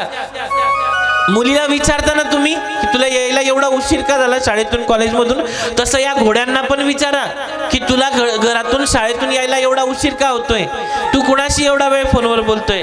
काय कदाचित तुमच्या घरातली सीता सुरक्षित आहे असं तुम्हाला जर वाटत असेल, कारण तुमच्या घरातला राम जर रावण झाला बाहेर जाऊन, तर बाहेरची सीता जर सुरक्षित नाहीये तर तुमच्या घरातली सीता सुद्धा सुरक्षित राहू शकत नाही. हे त्रिकालाबाधित सत्य आहे. म्हणून समजून घ्या, स्वतःला आणि दुसऱ्यांना समजवण्यापेक्षा आपल्या लेकरांना न्याय द्या, आपल्या लेकरांना न्याय शिकवा. काय आहे कर्म, काय आहे बाधा, भोग, मोक्ष, या सगळ्या गोष्टी त्यांना शिकवा, समजवण्यासाठी प्रयत्न करा. तुम्ही म्हणाल आम्ही एवढं सांगू शकत नाही, मग कथा कीर्तन ऐकवा ना. कथा कीर्तनांमध्ये सगळ्या गोष्टी समजवल्या जातात, शिकवल्या जातात. तिची राख रांगोळी होऊन गेलेली आहे तरी तिला अजून न्याय नाही. नाही, न्यायालयीन कोठडी चालू आहे. किती मोठे मोठे आमदार खासदार गेले तिच्या दारी, त्या लेकराच्या, त्या 3 वर्षाच्या पोरगीच्या दारी. हातात चिठ्ठ्या घेतल्या, फोटो काढले आणि सोशल मीडियावर टाकले. नाही आम्ही गेले, लोक आम्हाला वोटिंग करतील. वोट खाणारेच तर येथे, न्याय देणारे कुठे आहेत? एका दिवसामध्ये यांचा मंत्री बदलतो, नोटांच्या गोटांवर बोट करणारे, वोट ठेवणारे लोक. पण एका दिवसामध्ये त्या लेकराला न्याय देऊ शकत नाही. कळून चुकलंय, त्याने स्वीकार केलेलं आहे की मी केलंय, मी तिला मारून टाकलेली आहे, तरी सुद्धा हे हरामखोर तिला न्याय देणार नाही. नाही, न्यायपालिका आहे, आचारसंहिता चालू आहे. ही शोकांतिका आहे आपल्या महाराष्ट्राची. सौदी अरब मध्ये जर बलात्कार झाला ना, त्याला उभं करतात चौकामध्ये आणि त्याचं मुंडकं उडवतात. अफगाणिस्तानमध्ये झाला ना, त्याला इथपर्यंत मातीमध्ये पुरतात आणि मातीमध्ये पुरल्यानंतर वरतून दगडांनी मारतात, ठेचतात त्याचं तोंड सापासारखं. आणि आपल्या देशामध्ये मात्र त्याला मस्त जेवायला देतात, त्याची सेवा करतात, न्यायालयीन कोठडी होते आणि तो भाड्यात सुटून जातो. काय चूक आहे याच्यामध्ये? आपण वोटिंग करताना करताना चुकतोय मायबाप, आपण हाच विचार करतो नाही, मागचा होता तसाच होता, हा होता तसाच होता. तरुण पोरांना आणि सुशिक्षित पोरांना उभं करा की जेणेकरून उद्या उठून होणारा नगरसेवक, आमदार, खासदार हा सुशिक्षित असेल आणि त्याला तळमळ असेल की हे अत्याचार होणार नाही. आपल्या देशामध्ये सुशिक्षित हमाली काम करतोय, गवंडी काम करतोय आणि ज्याला एक ABCD माहित नाही, ज्याला आ इ अ पासून अज्ञानी, ज्ञानापासून ज्ञान हे माहित नाहीये, तो आमदार खासदार आहे. ही शोकांतिका आहे आपली की आपण नोट करे गोट ही भाषा बोलतो. आणि बरोबर आहे ना, ज्या गोष्टी घडतात त्या बरोबरच आहेत, तुम्हाला बोलून तरी काय फायदा आहे. म्हणून विचार करा, नसेल ना आवडत तुम्हाला, त्या वोटिंग मशीनच्या सगळ्यात खाली एक बटन असतं नोटा म्हणून, ते दाबा ना. आम्हाला गरज नाही, आम्हाला याच्यातलं कुणी आवडत नाही, आम्हाला नकोय. जो चांगलं काम करतोय गावासाठी, जिल्ह्यासाठी, तालुक्यासाठी, गल्लीसाठी, समाजसेवेसाठी काम करतोय त्या व्यक्तीला निवडून द्या ना. कथा पण हे शिकवते की चांगला कोण आहे. इथे पण तीच चुकी झाली आहे. दक्ष प्रजापतीला गर्व झालाय की मी प्रजापती होणार आहे आणि म्हणून माझ्यासोबत एवढी यांनी माझा मान ठेवला नाही. आणि हे मानापानाचे बुकेले असतात. कार्यकर्त्याचा भाऊ पिंट्या, कार्यकर्त्याची बहीण झिपरी, कार्यकर्त्याची माय अनुमावशी, आणि जे राजनैतिक कार्यकर्ते ते आप्पासाहेब, ताईसाहेब, माईसाहेब, गोंड्यासाहेब, दादासाहेब, कार्यकर्ते गेले असेच. थोडी दुसऱ्याच्या खांद्यावर बंदूक ठेवून चालवणे आणि गरिबी असताना गरिबीतून मोठं होण्यासाठी कार्य करणे म्हणजे राजनैतिक कार्य. आणि आपल्या महाराष्ट्रामध्ये सगळ्यात जास्त गलिच्छ म्हणजे राजनैतिक माणसाला देव मानणारी माणसं म्हणजे आपण सगळे. नाही साहेब आले आमच्या घरी.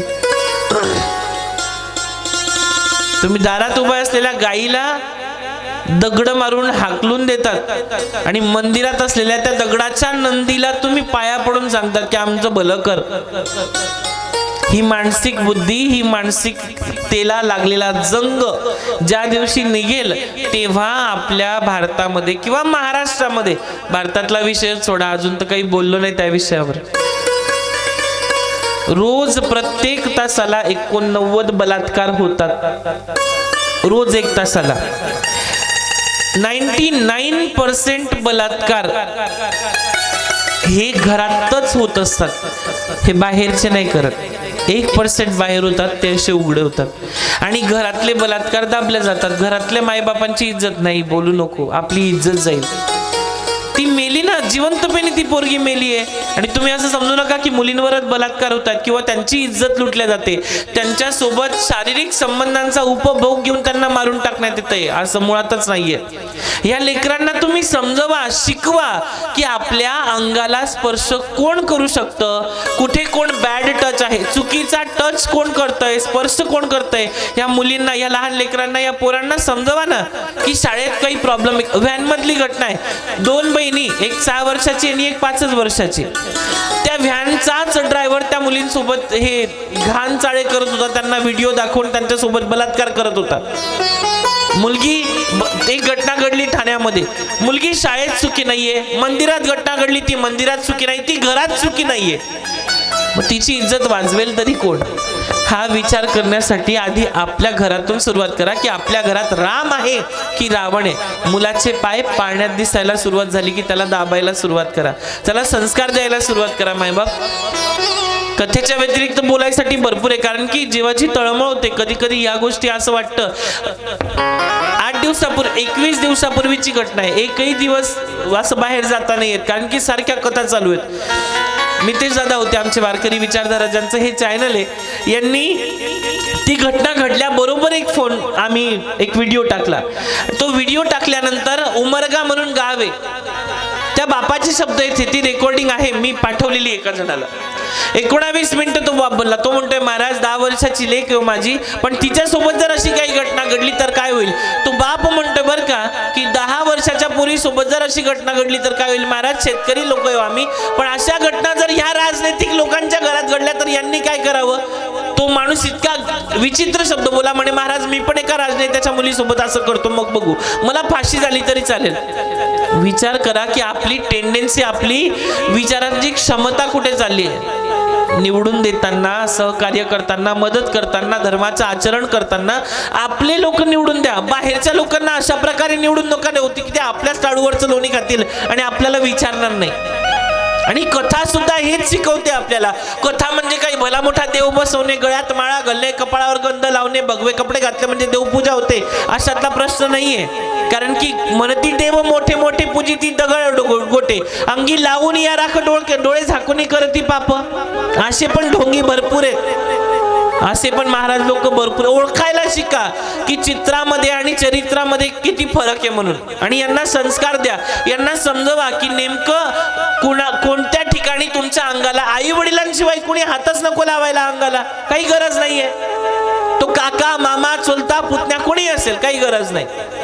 त्यांना सांगा ना, त्यांना आणि कुणी जर असं करत असेल ना तर तुम्ही पटकन घरी सांगायचं की आई आमच्या सोबत हे असं असं करताय, पप्पा हे आम्हाला असा असा त्रास देताय. नसेल ऐकत ना तर सरळ आपल्याला जर त्रास जास्त होतोय त्या ठिकाणी कोणी जर आपल्याला बॅड टच करतंय, चुकीचा स्पर्श करतंय आपल्या अंगाला, आपल्या छातीला हात लावतोय, आपल्या पायांना हात लावतोय, मांडीवर हात ठेवतोय, आपल्या मानेवरती हात ठेवून दाबतोय, असं जर होत असेल ना तर लगेच आपल्या आई वडिलांना सांगावं. शिक्षक असेल तर प्रिन्सिपलला सांगा, प्रिन्सिपल असेल तर पोलिसांपर्यंत जा, पण सांगा ह्या चुकीच्या गोष्टी आपल्यासोबत घडताना हे सांगत चला. कळतंय ना मी काय म्हणतोय ते? दाबून नाही ठेवायचं, सहन नाही करायचं. कारण की मारणाऱ्यापेक्षा सहन करणारा जास्त दोषी असतो. उद्या उठून आपल्यासोबत काही चुकीचं घडेल, पोरींनो लक्षात येत आहे ना, आपल्यासोबत उठून काहीतरी चुकीचं घडणार आहे ते आजच समजावून टाकायचंय.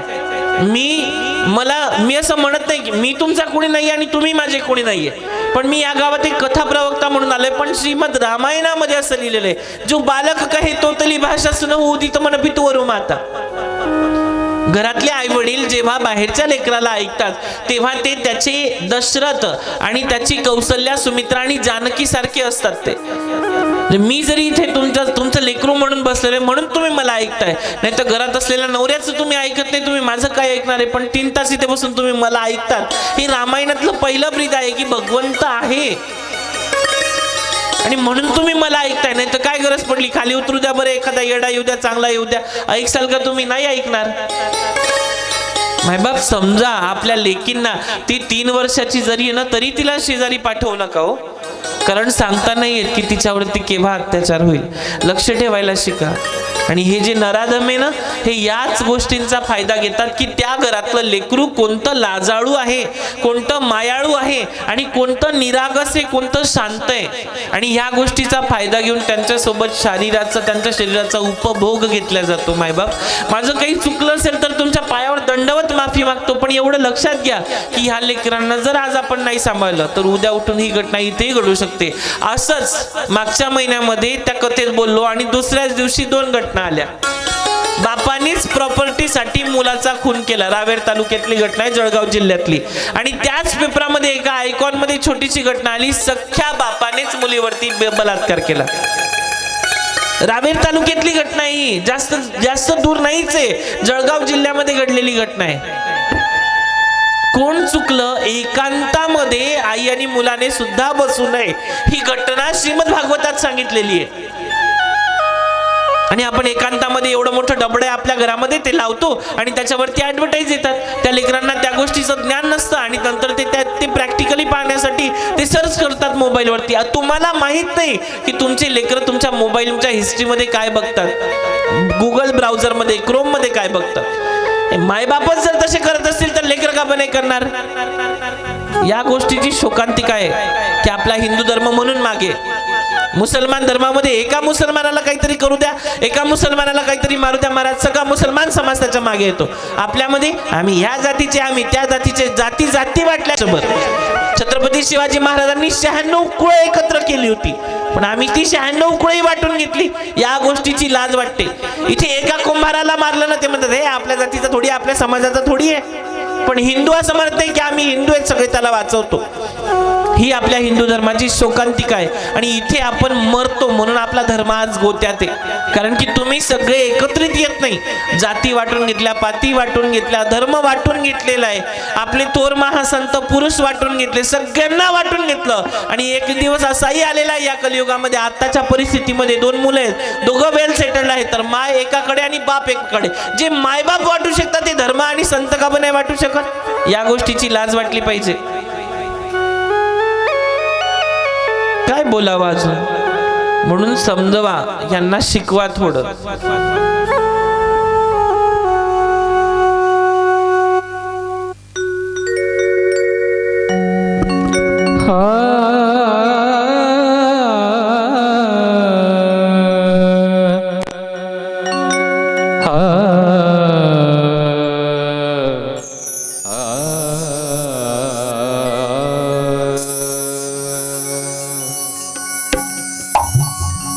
भगवान मुझे मरना दे,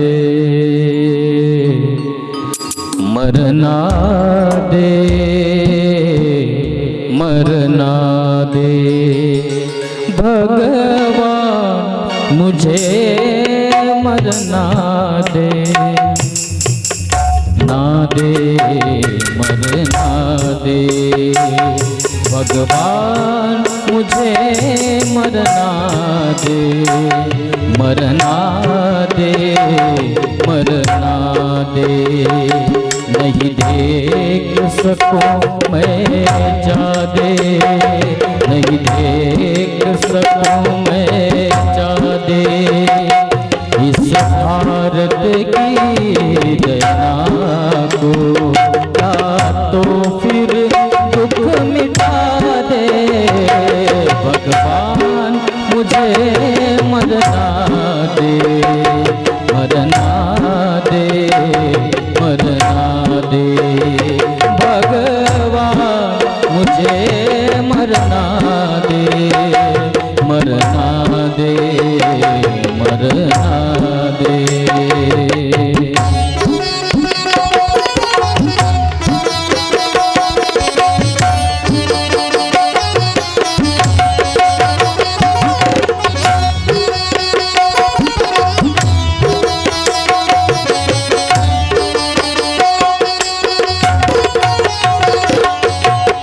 धर्म नहीं सत्कर्म नहीं है, धर्म नहीं सत्कर्म नहीं है, पाप खून करते हैं, दूध में पानी, अनाज में कंकड़, चोग सेब भरते हैं, गरीबों की बड़ी है देना, क्या कहना किससे कहना, गरीबों की बड़ी है देना, क्या कहना किससे कहना, ये लड़े हैं लड़ने वाले, जहाँ तो वहाँ ठीक बिठा दे, भगवान मुझे मरना दे,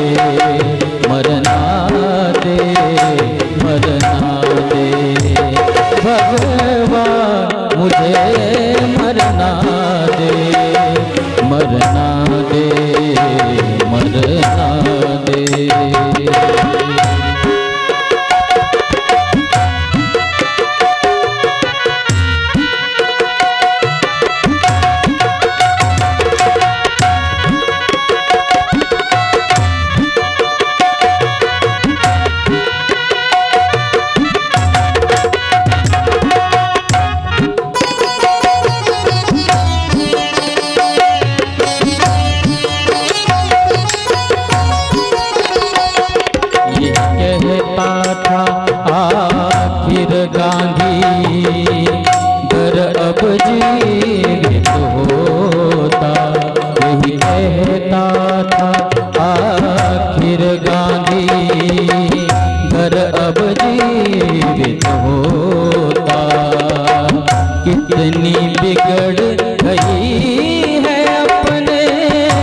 अपने में ही जनता, यह पापन धरती संभाले, बस नाग के जैसी डोले, यह पापन धरती संभाले, बस नाग के जैसी डोले।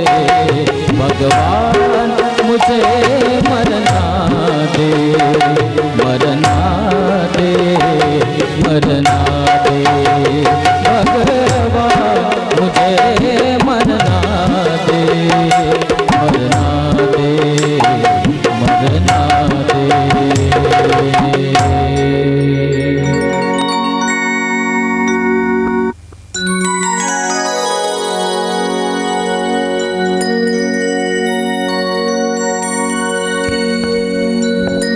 माझ्यासारखे महाराज लोक किती येतील मायबाप गावात, येतील, समजवून जातील, सांगून जातील, कथा कीर्तन करतील, पैसा घेऊन जातील, पण देणार काय हे पण तेवढंच महत्वाचं आहे. म्हणून लक्ष ठेवा, कारण उद्याची येणारी आपली ही पिढी, हिचा जर सत्यानाश झाला तर याला कारणीभूत फक्त आपणच आहे. बचन वेश क्या जानिये, मन मलिन नर नारी, सूर्प नखा मृग पूतना, 10 मुख प्रमुख विचारी.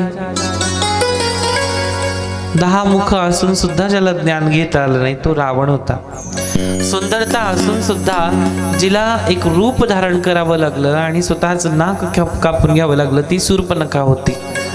बचन वेश क्या जानिये. तुलसीदासजी फार सुंदर शब्दामध्ये म्हणतात की व्यक्तीचं केवळ त्याची वाणी आणि त्याच्या पोशाखावरून ओळखले जात नाही, तर त्याचं सज्जन दृष्टी आणि दुर्जन दृष्टी पाहायला गेली पाहिजे.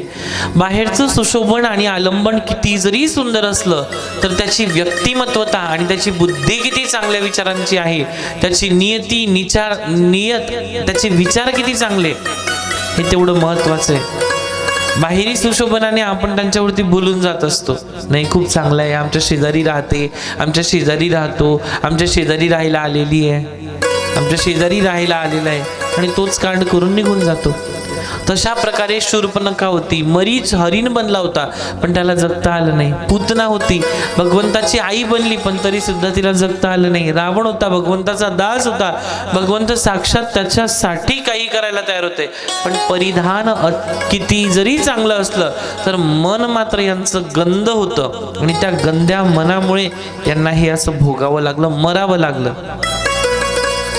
म्हणून सोडत चला कधी कधी ह्या गोष्टी आणि धरत चला की ज्याच्यामुळे आपला धर्म वाचला पाहिजे. राग, भय, क्रोध या सगळ्या गोष्टी शरीरामध्ये शरण जर आल्या आपल्यामध्ये तर माणूस ज्ञान, रूप आणि तप याच्यामध्ये पवित्रता प्राप्त करत असतो. वित्त रोग भय क्रोधाः मनमया मामुपाश्रिताः बहवो ज्ञान तपासा पूताः श्रीमद भागव मागताः. मागता आलं तर मागून बघा. आणि तुमच्या गावामध्ये बैठक नाही बसत का हो? समर्थांचं केंद्र नाही का? आहे की नाहीये? नाहीये भाऊ, इथे लवकरात लवकर योजना सुरू करा. या माणसाला काय वेळ आहे बरं तुमच्यासाठी कथा लावायची, कोणाच्या पाया पडायची?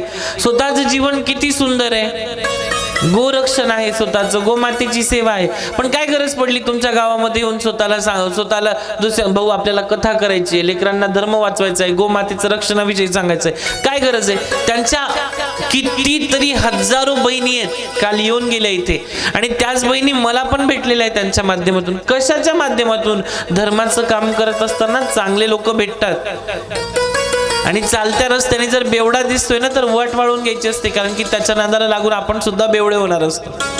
म्हणून धर्माचं काम करणाऱ्या लेकरांची सोबत द्या ना. आपल्या गावात केंद्र नाहीये, बैठक बसत नाहीये, स्वामी समर्थांचं काही विशेष कृपा नाहीये, रामदास स्वामींचं कुठल्या प्रकारचं संस्कार शिबिर नाहीये. एखादं तरी सुरू करा की जेणेकरून यांना त्या गोष्टीची लालसा लागेल, यांना समर्थ. यांच्या कपाळावर, एकाच्याही कपाळावर गंध दिसत नाहीये मला. तुमच्या कपाळावर दिसत नाही तर यांच्या कुठून दिसणार आहे? तसे टिकली लावता तुम्ही, ती मायक्रोस्कोपनी जरी शोधली तरी सापडणार नाही. टिकली तर टिकली, नाही तर हुकली. तसं नवरा टिकला तर टिकला, नाही तर दिला घटस्फोट. कारण काय माहितीये का? आधीच्या काळी कुंकू होतं, रुपया एवढं कुंकू. आता आहे का 70च्या वरती?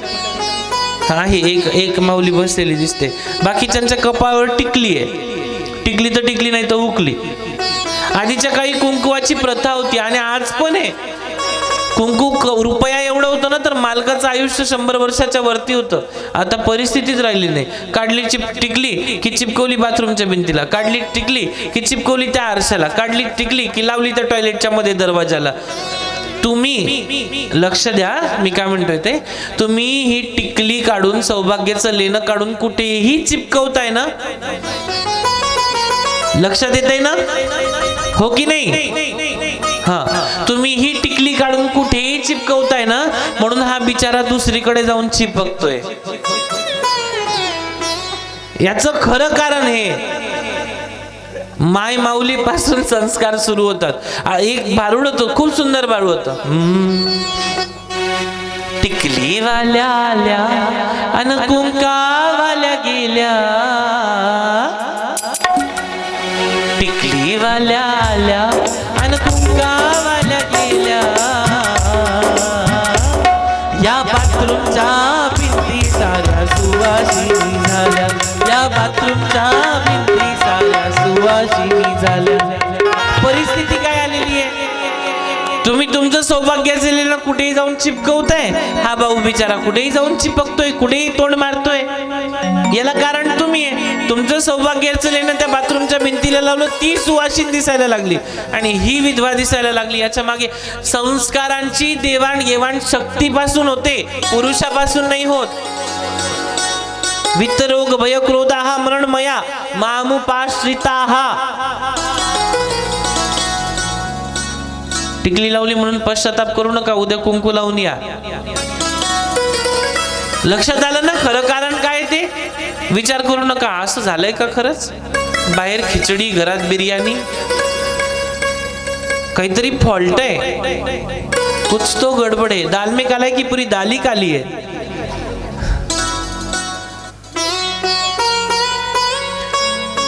सांभाळा मायबाप स्वतः. कथा भारूड.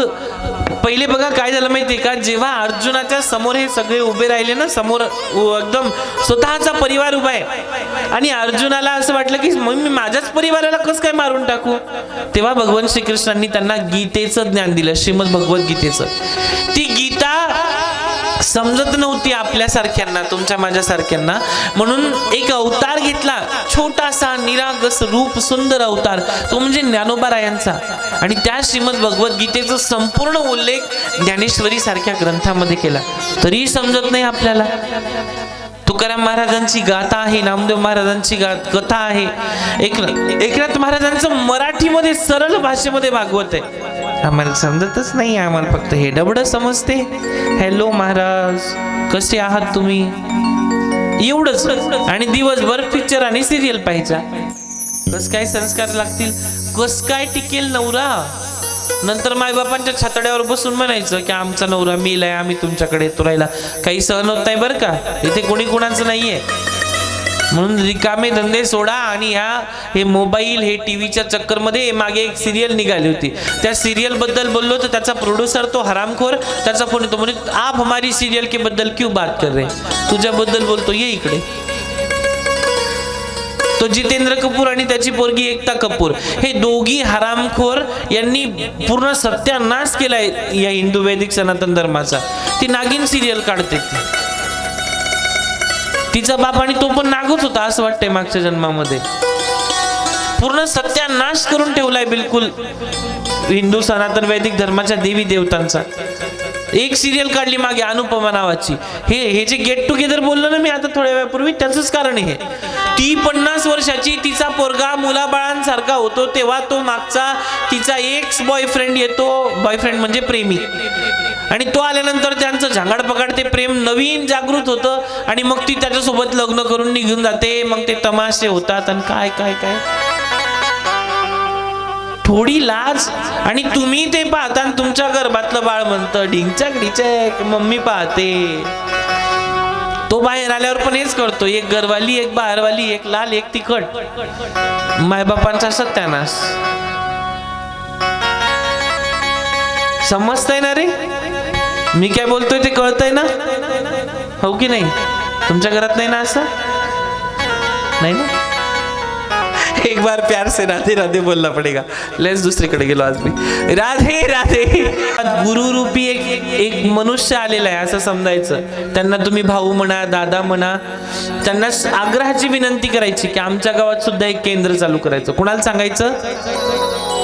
कुणाला सांगायचं? शंकर भाऊंना सांगायचं की आमच्या गावातील लवकरात लवकर केंद्र चालू झालं पाहिजे. करायची इच्छा आहे की नाही मग? हो. असं जोरात बोला, थोडं फ्रेश मध्ये. हो की नाही? हा असं. महाराज, या दक्ष प्रजापतीला गर्व झाला. याने यज्ञ केला. यज्ञामध्ये विवाहाचे मध्यस्थी केल्याबद्दल दक्ष दोष देत होता आणि ते ऐकून घेणं ब्रह्मदेवाला भाग होतं. कारण सर्व आमरगण हवीर भागाचा सेवनाने त्यांच्या सृष्टी कार्यामध्ये चैतन्य मिळत होतं आणि म्हणून प्रेमाने अंश अगदी आशेने चाललं होतं सगळं. आणि त्यांच्या दिव्य शरीरांची त्वरित संपादने संशयाने अडथळे निर्माण झाले आणि त्यांची आकृती झकाळली. दक्षाचं बोलणं चालू होतं. महादेव मात्र अत्यंत निश्चल आणि शांत बसून होते. निंदा सहन करत होते. उपेक्षा वृत्तीने त्यांची निंदा वचनं ऐकलीच नाही असं दर्शवलं. त्यांची तटस्थ पाहून दक्षाचा क्रोध, हा जो दक्ष होता ना महादेवांचा सासरा, याचा राग अजून वाढला आणि तो आणखी बोलतच राहिला आणि इतर पर शंकराला यज्ञातील हवीर भाग मिळणार नाही इथपर्यंत बोलला. ज्यांच्यामुळे सर्व काम साफल्य होतं अशा भगवंताला यज्ञामधला भाग मिळणार नाही असं बोलल्यानंतर दक्ष निर्णयक स्वरात गर्जना करून म्हणतोय, तरीही शंकर भगवंत स्तब्ध आहे, शांत आहे. कारण भोळी मुद्रा आहे ना, कितीही बोला. ज्या माणसाच्या डोक्यावर बर्फ आणि तोंडात साखर तोच मनुष्य परमार्थामध्ये आणि प्रपंचामध्ये पुढे चालू शकतो. दक्ष निर्णायक स्वरामध्ये गर्जना करून म्हणाला, तरीही शंकर शांत होते, स्तिमित झाले. नंदी हा शंकरांबरोबर आला होता आणि त्यांनी दक्षांचं उदम भाषण ऐकलं आणि त्यांना ते सहन होईना आणि त्यांनी शापवाणी उच्चारली की दक्षाने ज्या अर्थी असा भेदभाव केला त्या अर्थी त्याला सर्व तत्वज्ञान सोडून जाईल आणि त्याचं मुख हे बकऱ्यासारखं होईल आणि दक्षाचा हा प्रमाद असून तुम्ही अनुमोदन केलं, त्याला अनुमोदन दिलं, तुम्ही जगात भीक मागत हिंडाल. भृगु ऋषींना हा शाप ऐकून क्रोध आला. भृगु ऋषी ते ऋषी ज्यांनी विष्णू भगवंतांच्या छातीवर लात मारलेली आहे, त्या ऋषींचं नाव भृगु ऋषी आहे. यांना राग आला कारण की हे दक्ष प्रजापतीच्या पक्षातून होते. पक्ष लय खतरनाक महाराज. आणि जे लोक अनाचारी होतील, शास्त्र विरुद्ध आचरण करतील, जरा राख आणि अस्थि धारण, अस्थि म्हणजे हाड धारण करतील, असे तेच शिवाचे म्हणजे महादेवांचे उपासक होतील. यज्ञ वेद विष्णू यांना न मानणारे असे लोक शैव होतील. शैव संप्रदाय निर्माण होईल आणि सर्व ऐकूनही शिव शांतपणे तिथून निघून गेले.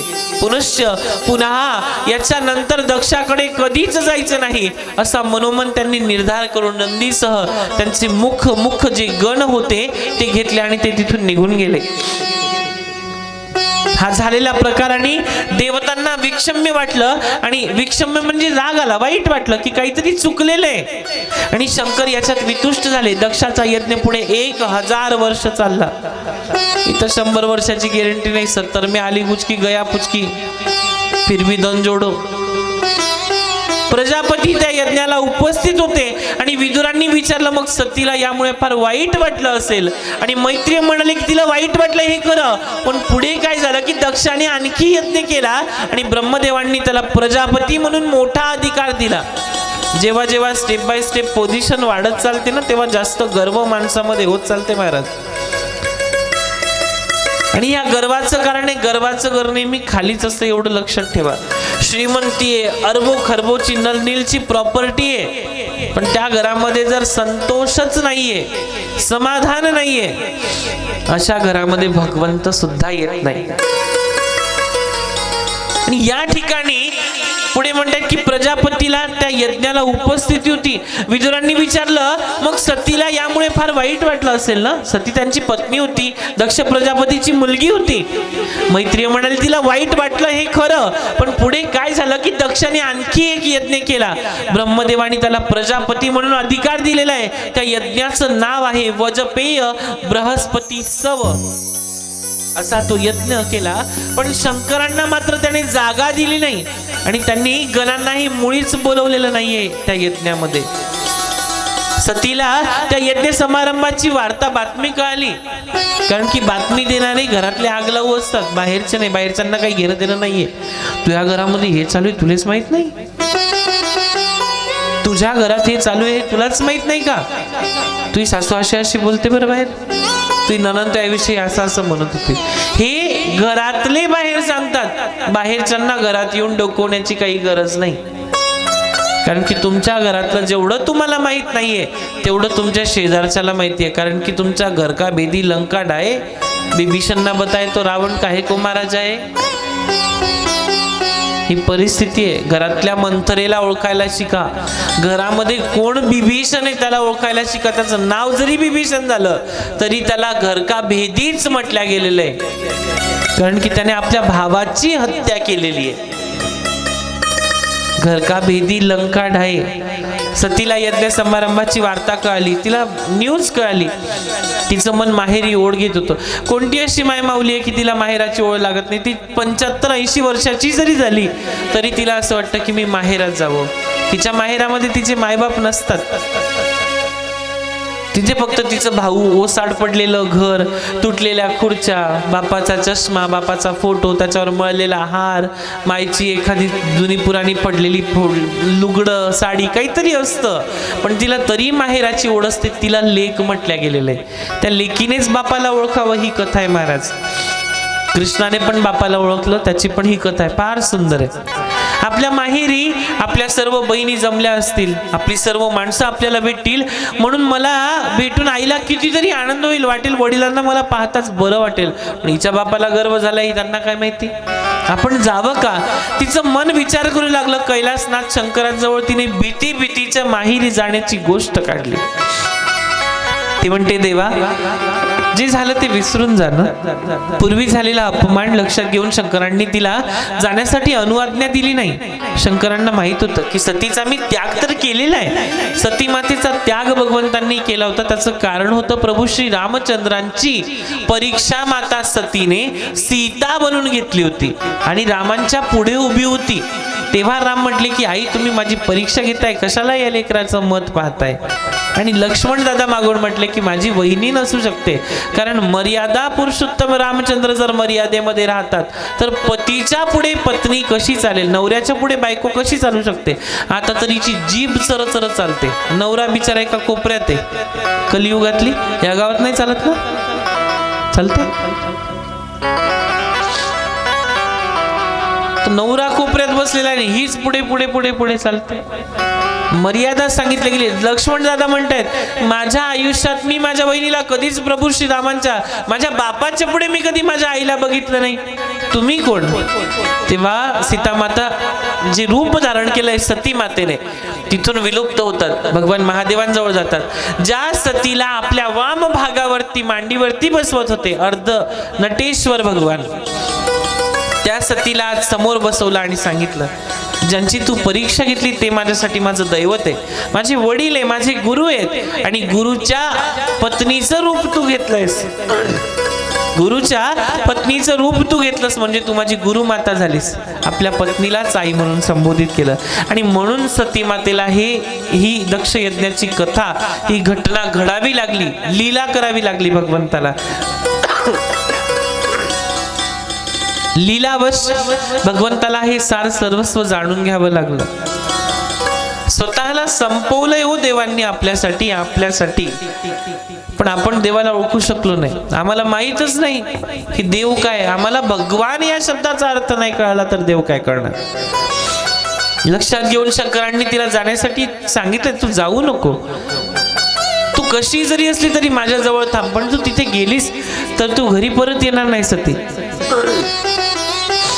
आणि ते म्हणले की मला तुझा तिथे अपमान होईल असं नको वाटतं. सती म्हणाली देवा मला स्त्रीला, मी स्त्री आहे आणि आपल्या नवऱ्याची थोरवी तरी काय करणार.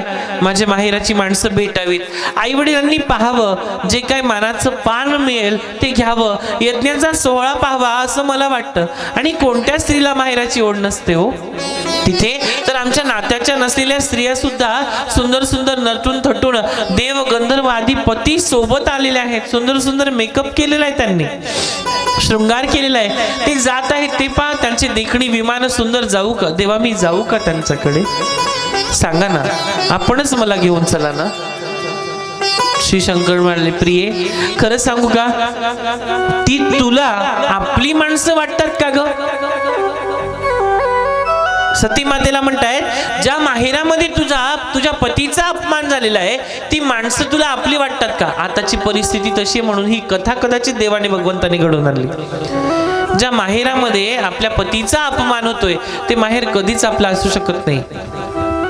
खानदेशामध्ये एक म्हण आहे, जर बायको म्हणजे मुलगी सासर सोडून माहेरी आली ना, तर 1 दिन 2 दिन 3 दिन, 1 दिन ना पाहुणा, 2 दिन ना पै, 3रा दिन का तुम्ही अक्कल गई. 1 दिवसाचा पाहुणा, 2ऱ्या दिवसाचा अतिथी आणि 3ऱ्या दिवशी का तुझी अक्कल गेली. म्हणून मायबापाच्या घरी आपलं आयुष्य निघत नसतं. कसाही असेल तर सुधरवण्याचा प्रयत्न करा आणि त्याच्या सोबतच राहा. मायबाप गेल्यानंतर भाऊ भाऊजाई फक्त आणि फक्त तुम्हाला मोलकरीण समजतात. श्रीमंती आहे, फार मोठा गाडी घोडा बंगला, फार फार सगळं काही आहे, पण इज्जत राहत नाही बरं का. कारण की जी नवऱ्याला सोडून आलेली आहे ती भाऊचं आणि भाऊजाईचं घर बसू देईल का याची गॅरंटी त्या भाऊजाईला नसते. जी स्वतःचं घर बर्बाद करू शकते ती आमचं घर काय बसू देईल, अशी विचार त्या नंदेच्या त्या भाऊजाईच्या मनात येतात आपल्या नंदेविषयी. म्हणून समजत चला, सोडत चला. ज्या काही गोष्टी मनोमनी घाण करतात ना, त्यांना सोडत चला. ते म्हणतायत, ती लोक तुला आपली वाटतात का? त्यांना काय स्नेह वाटतात? घरी आलेल्या अतिथीचा व सगळ्या सोयऱ्यांचा अपमान करणारे आपले कसे? ते लोक आपले कधीच नसू शकतात. एक वेळी रणांगणात शस्त्रांचा घाव सोसवला जातो. युद्धामध्ये मारामारी झाली, तलवारीचे घाव अंगावरती सोसवले जातात, पण आपल्या लोकांनी बोललेल्या चुकीच्या गोष्टी आणि त्यांच्या मुखातून निघालेल्या बाणांच्या गोष्टी आपल्यासाठी आपल्या आयुष्यात हृदयामध्ये शेवटपर्यंत घर करून जातात. दुर्वचनं मानी आपल्या मनाला सहन होत नाहीत. तू तुझ्या वडिलांना आवडतेस हे मान्य आहे, पण मी निर्धन आहे, मी तपस्वी आहे आणि समशान भूमीमध्ये मी निवास करतो, म्हणून तुझ्या वडिलांना मानणं वगैरे होत नाही. तुझे वडील मला आपलंसं मानत नाही. तू एक अभिवादन कर. तू म्हणशील की मग यज्ञसभेत तुम्ही यावेळी तरी सर्वांसमोर उठून पित्याला अभिवादन का केलं नाही? तर त्याचं कारण असं की लौकिक व्यवहारामध्ये बघा महादेव काय म्हणतायत की मी का त्यांना नमस्कार घातला नाही, की लौकिक व्यवहारात मनुष्य मनुष्याला नमस्कार करतो आणि तो त्याच्या शुद्ध चित्तेतील परमपुरुष वसुदेवाला करतो. याचं खरं कारण 7 दिवसामध्ये आपल्या गावात कीर्तन आहे, कथा आहे, त्याचे दर्शन घेऊ नका. तो मनुष्य खाली उतरला ना तर तो साधारण आहे. आपण त्याला नमस्कार नाही करत, त्याच्या आतमध्ये असलेल्या वसुदेवाला आपण नमस्कार करतो. त्या चिंतन आत्म्याला आपण नमस्कार करतो. म्हणून कधीही शिष्टाचार असावा, कथा कीर्तन ऐकावं, त्यांच्यासोबत संबंध ठेवावे, चांगले प्रेमाचे असावे, ज्ञानाचे संबंध असावे, पण कधी त्यांच्या आचरणाच्या बद्दल आपल्याविषयी वाईट विचार, त्यांच्याविषयी आपल्या मनात वाईट विचार येईल असं मात्र कधी वागू नये. कारण आपल्यामुळे त्यांची बदनामी होईल आणि त्यांच्यामुळे धर्माचं आचरण खराब होईल. लौकिक व्यवहारात मनुष्य मनुष्याला नमस्कार करतो आणि त्याचं शुद्ध चित्तातील परमपुरुष वसुदेवाला तो नमन करतो, त्या शरीराला नमन करत नाही. चित्त शुद्ध नसेल तर नुसत्या वृद्ध शरीराला, म्हणजे जे शरीर मरतंय, रोज वाढतंय, ते आपण वाढदिवस साजरा करतो. वाढदिवस चांगला दिवस नाहीये, तुमच्या जन्माचा दिवस आहे मान्य, पण तुमच्या आयुष्यातलं 1 वर्ष, 1 दिवस, 1 तास, 1 मिनिट, 1 क्षण, 1 प्रहर, एक वार्ता निघून गेलेली आहे आणि तुम्ही काय केलं? खाया पिया कुछ नाही, गलास थोडा बरा नाही. ते म्हणतायत चित्त शुद्ध नसेल तर आपल्याला सुद्धा हे वृद्ध शरीर नमस्कार करून काय उपयोग? नमस्कार केला नाही एवढ्यावरून लगेच इतका क्रोध, एवढा राग आपल्याच जावयावरती करणारा दक्ष क्रोधाने येऊ देण्यात मात्र दक्ष नव्हता.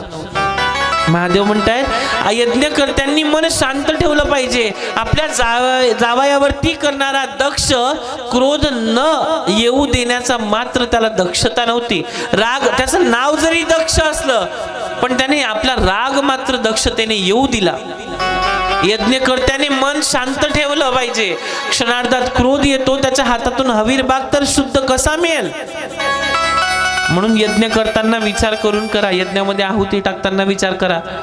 आणि माझे व्यर्थ तिरस्कार करून वैर धरणारा दक्ष, त्यांना जर तुझा देह जन्माला घातलेला असेल तर तो माझा वैरी आहे, म्हणूनच तू जाण्यास भारीच पडू नकोस. शंकराने निर्वाणीच तिला सांगितलं की तू जाऊ नको. सती घुटमळली मनामध्ये. आणि प्रत्येक बायको हेच करते, माहेरी जाण्याची ओढ लागली ना ती नाही ऐकत नवऱ्याचं.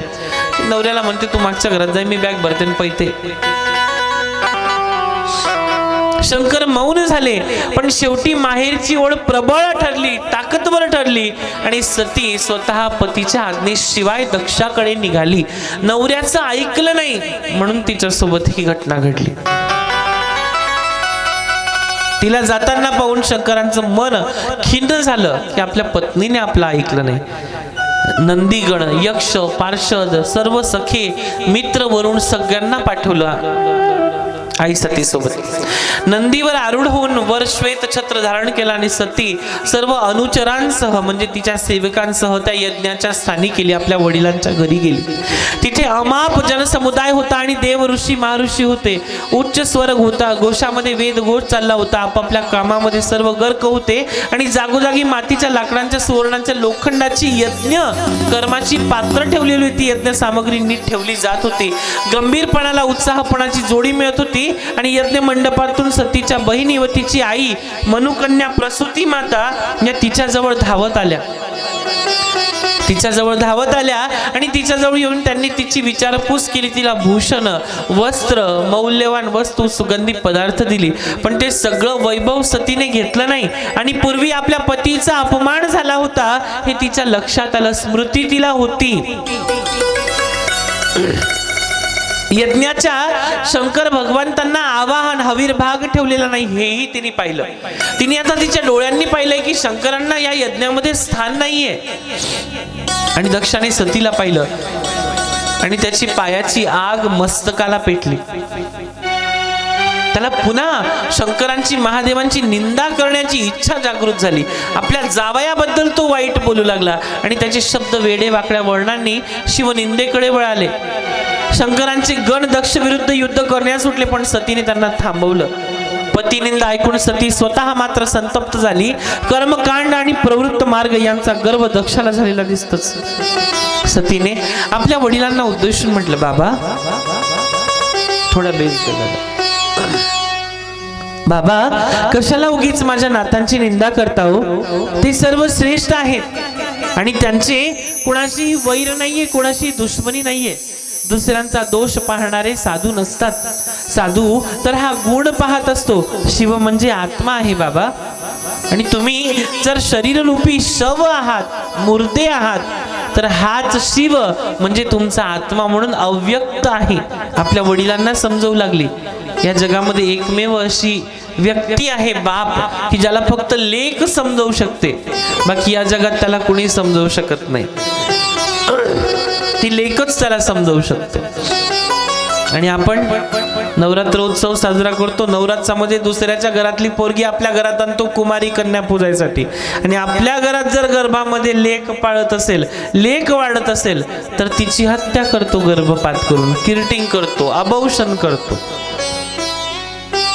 जगात सगळं माफ केलं कृष्णाने, सगळं काही माफ केलं. गोमातेला मारलं तेही माफ केलं. त्याला शिक्षा दिली त्या कलीला की तू माझ्या आईला मारलं, माझ्या गोमातेला मारलं. सोडून दिलं कलीला की ठीक आहे जा तू. पण ज्यावेळी उत्तरेच्या गर्भातल्या परीक्षितीवरती ब्रह्मास्त्र सोडलं, गर्भातल्या शिशूची हत्या केली, म्हणून त्या अश्वत्थामाला, त्या द्रोणाचार्याच्या पुत्रांना आजही असा श्राप आहे की अनादि अनंत काळापर्यंत सूर्य, चंद्र, तारे, जमीन, पृथ्वी, जल, वायू, आकाश, अग्नी असेल तोपर्यंत तू भगवान महादेवांची अपेक्षा करशील, त्यांची सेवा करशील, तुझ्या शरीरातून रक्त वाहील, पीत वाहील, पू वाहील, पस वाहील, पण तुला शरीर सोडता येणार नाही. तळमळशील, तू तरफडशील, मृत्यू मागशील, पण तुला मृत्यू सुद्धा मिळणार नाही. त्याचा मनी काढून घेतला आणि त्याला हा श्राप दिला. त्याचं कारण होतं, त्याने गर्भामध्ये आईच्या पोटात असलेल्या बाळाची हत्या करण्याचा विचार केला होता. आणि आपण सहज म्हणतो एक मुलगी नाही झाली, एक मुलगा, म्हणजे सहजरित्या पहिली मुलगी झाली, दुसरी मुलगी आहे तिची हत्या करतो, तिसरी समजतं की जननी जने तो भक्त जने, या दाता या सूर, नाही तो काही गवा, यांच्यापेक्षा वांझोट राहिलेलं बरं आहे. पुत्र भावा ऐसा गुंडा, त्याचा तिन्ही लोकी झेंडा. मी आज ही माझी तिसरी कथा आहे. अजून पुढच्या 3-4 कथा भाऊंनी मला दिलेल्या आहेत. पुत्र भावा ऐसा गुंडा, ज्याचा तिन्ही लोकी झेंडा. असा मुलगा जन्माला आला की ज्याने धर्माचं काम केलेलं आहे, की जेणेकरून गोमातेची रक्षा होईल आणि श्रीमद भागवतासारखा ग्रंथ सगळीकडे, सगळ्या गावागावात त्याचा प्रचार प्रसार होईल. अशी मुलं जन्माला घालून काय फायदा आहे की जे आपल्या स्वतःच्या घराचा विल्हेवाट करतील, स्वतःच्या घराचा सत्यानाश करतील. शंकर भाऊंसारखी मुलं जन्माला येतील, त्यांना संस्कार, त्यांना धर्म शिकवला जाईल. अशी मुलं जन्माला आले पाहिजेत महाराज. आणि एक लक्षात ठेवा मायबाप, ज्या ठिकाणी मुलीच्या गर्भामध्ये हत्या होते ना, त्या ठिकाणामध्ये तुम्ही 24 तास 365 दिवस आयुष्य उरलेलं आहे तेवढं जरी समाधीत बसले तरी तुमचे पाप कमी होणार नाही. तुम्हाला शिक्षा भोगावीच लागणार आहे, कारण तुम्ही गर्भातल्या लेकीची हत्या केलेली आहे. आणि लेक म्हणजे साक्षात शक्ती आहे, तुम्ही तिची हत्या केलेली आहे. आणि हे पार्वती माता सांगते, सती माता सांगते, शव म्हणजे आत्मा, शिव म्हणजे आत्मा आहे. आणि आत्म्याची निंदा केली तर काही बिघडत नाही बाबा. शिव नामस्मरण हेच देवांना परमानंद आणि ब्रह्मनंद देणारा आहे. तुमच्यासारख्याचे अमारिती शब्द ऐकून तरी माझं जीवन मला संपवावं असं वाटतं तरी, किंवा जीवा माझ्या आयुष्यामध्ये हा संकल्प घडलेला आहे, तुमचं तोंड तरी बंद करावं. वेदांनी सुद्धा, वेद म्हणजे ग्रंथ, 4 वेद, यजुर्वेद, ऋग्वेद, सामवेद, अथर्ववेद, वेदांना सुद्धा ज्ञानी अज्ञानी अशा भेदांनी, राग आणि विरागी अशा अधिकार भेदाने मनुष्याने प्रवृत्ती आणि निवृत्ती असे 2 मार्ग दाखवलेले आहेत. एकाच वेळी एक माणसाने ते दोन्ही मार्ग आचरणं योग्य नसतं. माझे पती तर दोघी मार्गांना पोहोचवण्याचे परमपद प्राप्त करून देतात बाबा. त्यांना तुम्ही स्वतः यज्ञाची करण्याची आहुती देऊ शकत नाहीत. देह हा शृंगाराची सामग्री जमवण्याची आणि अग्नीत आहुती देण्याची काय आवश्यकता.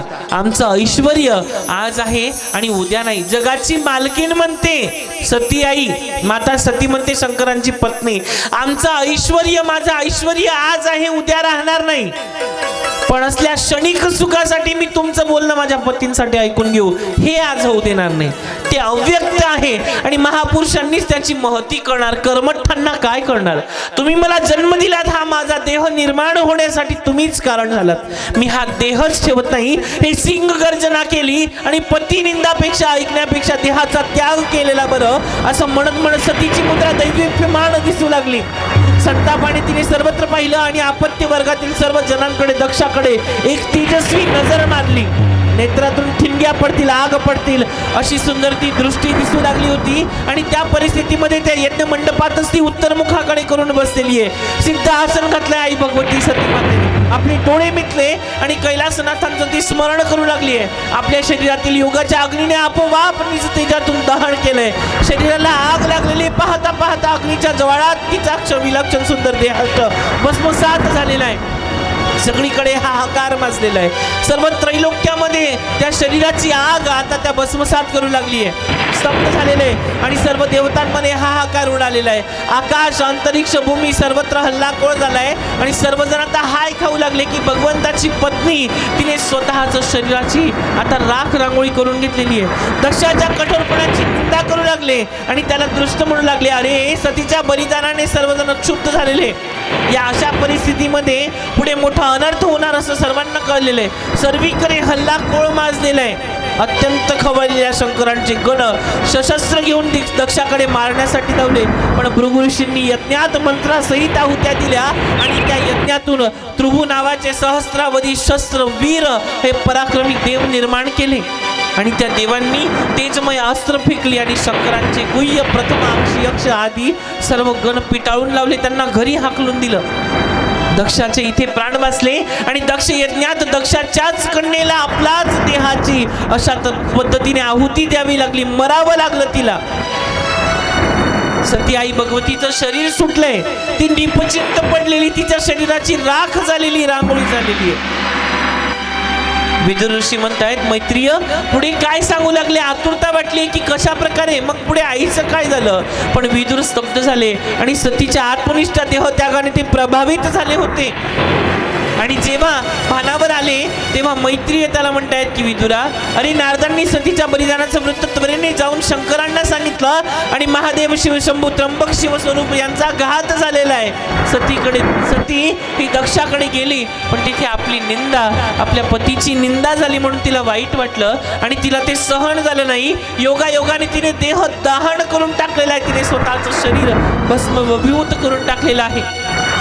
देवादिदेव भुवनेश्वरी सतीने आपलं बलिदान केलं आणि तुमच्यासाठी तुमच्या मान धान प्रतिष्ठा आणि धन्य धर्मनिष्ठा म्हणून धनाचा त्याग तुमच्या सर्व गणांनी रूपदेवतांनी पराभूत केलं. भृगु ऋषी मोठे मंत्रयोगी होते आणि त्यांनीच यज्ञातून त्रिभुवनची उत्पत्ती केली. आणि महादेव, मला ते त्या ठिकाणी सर्व योग्य वाटत नाही. आपण फारच समाजशील आहात. नारायण नारायण नारायण करत नारदांनी आपले काम केलं आणि नारायण समगायन करत ते शिवने वंदन करून तिथून ब्रह्मदेवाकडे आणि दक्षाकडे गेले. शंकरांचा क्रोध जागृत झाला आणि त्यांनी आपल्या जटेतून एक केस उपटला आणि एका शिळेवरती फेकलाय. महाराज, त्या शिळेवरती फेकल्यानंतर प्रचंड ध्वनी उठला. एक विशाल शरीराचा महाभयंकर वीर गर्जना करत पुढे आविर्भूत झाला. वीरभद्र त्रिनेत्र शंकरांचे रुद्र अशा शंकरांनी वंदना करून त्यांना विचारलं, आणि मी आपली कोणती सेवा करू? माझे सर्व पार्षदांना घेऊन जा, दक्ष यज्ञाचा विध्वंस करा, काहीही शिल्लक ठेवू नका असं म्हणतायत. शंकरांनी त्याला आज्ञा केली आहे. सर्व दिशातून सर्वीकडे हल्ला गोळ माचलेला आहे. आणि या ठिकाणी आई भगवतीचं हे असं सुंदर रूप आता ते निर्माण झालेले. यज्ञ मंडपात अचानक घुसली आहेत सगळी देवी देवता. महाराज, देवतांचा त्यांनी पराभव केला, यज्ञ नष्ट केला. चित्रविचित्र आकारांच्या गणांनी सर्व मंडप उद्ध्वस्त केलेला आहे. ऋषींना जखडून ठेवलं. भृगूच्या जटा हिसकल्या. सर्वत्र जळोपण नासधूस केली. देवतांना उचलून जमिनीवर आपटलं. आणि त्या ठिकाणी जेव्हा दक्षाकडे जायचं होतं त्यावेळेस मात्र एक विलक्षणीय अशी घटना घडली. ती म्हणजे की दक्ष प्रजापतीला वाचवण्यासाठी साक्षात भगवान श्री विष्णू यांनी पुढे धाव घेतली. मायबाप, हा नाथ आहे. हा नाथ कुणासाठी धावून येतो? कारण की त्यांनी त्याची अपेक्षा केलेली आहे. हा पांडुरंग कुणाच्याही घरी नसतो महाराज. कारण या पांडुरंगाने, या विष्णूंनी त्या दक्ष प्रजापतीला वाचवण्यासाठी त्याच्या घरी त्या वीरभद्राच्या समोर उभे राहिले. हॅलो हॅलो हॅलो हॅलो हे अबीर गुलाल उदळीत रंग, अबीर गुलाल उदळीत रंग, नाथा घरी नाचे माझा सखा पांडुरंग, नाथा घरी नाचे माझा सखा पांडुरंग, नाथा घरी नाचे माझा सखा पांडुरंग, अबीर गुलाल अबीर गुलाल उदळीत रंग रंग रंग, अबीर गुलाल उदळीत रंग, नाथा घरी नाचे माझा सखा पांडुरंग, नाथा घरी नाचे माझा सखा पांडुरंग.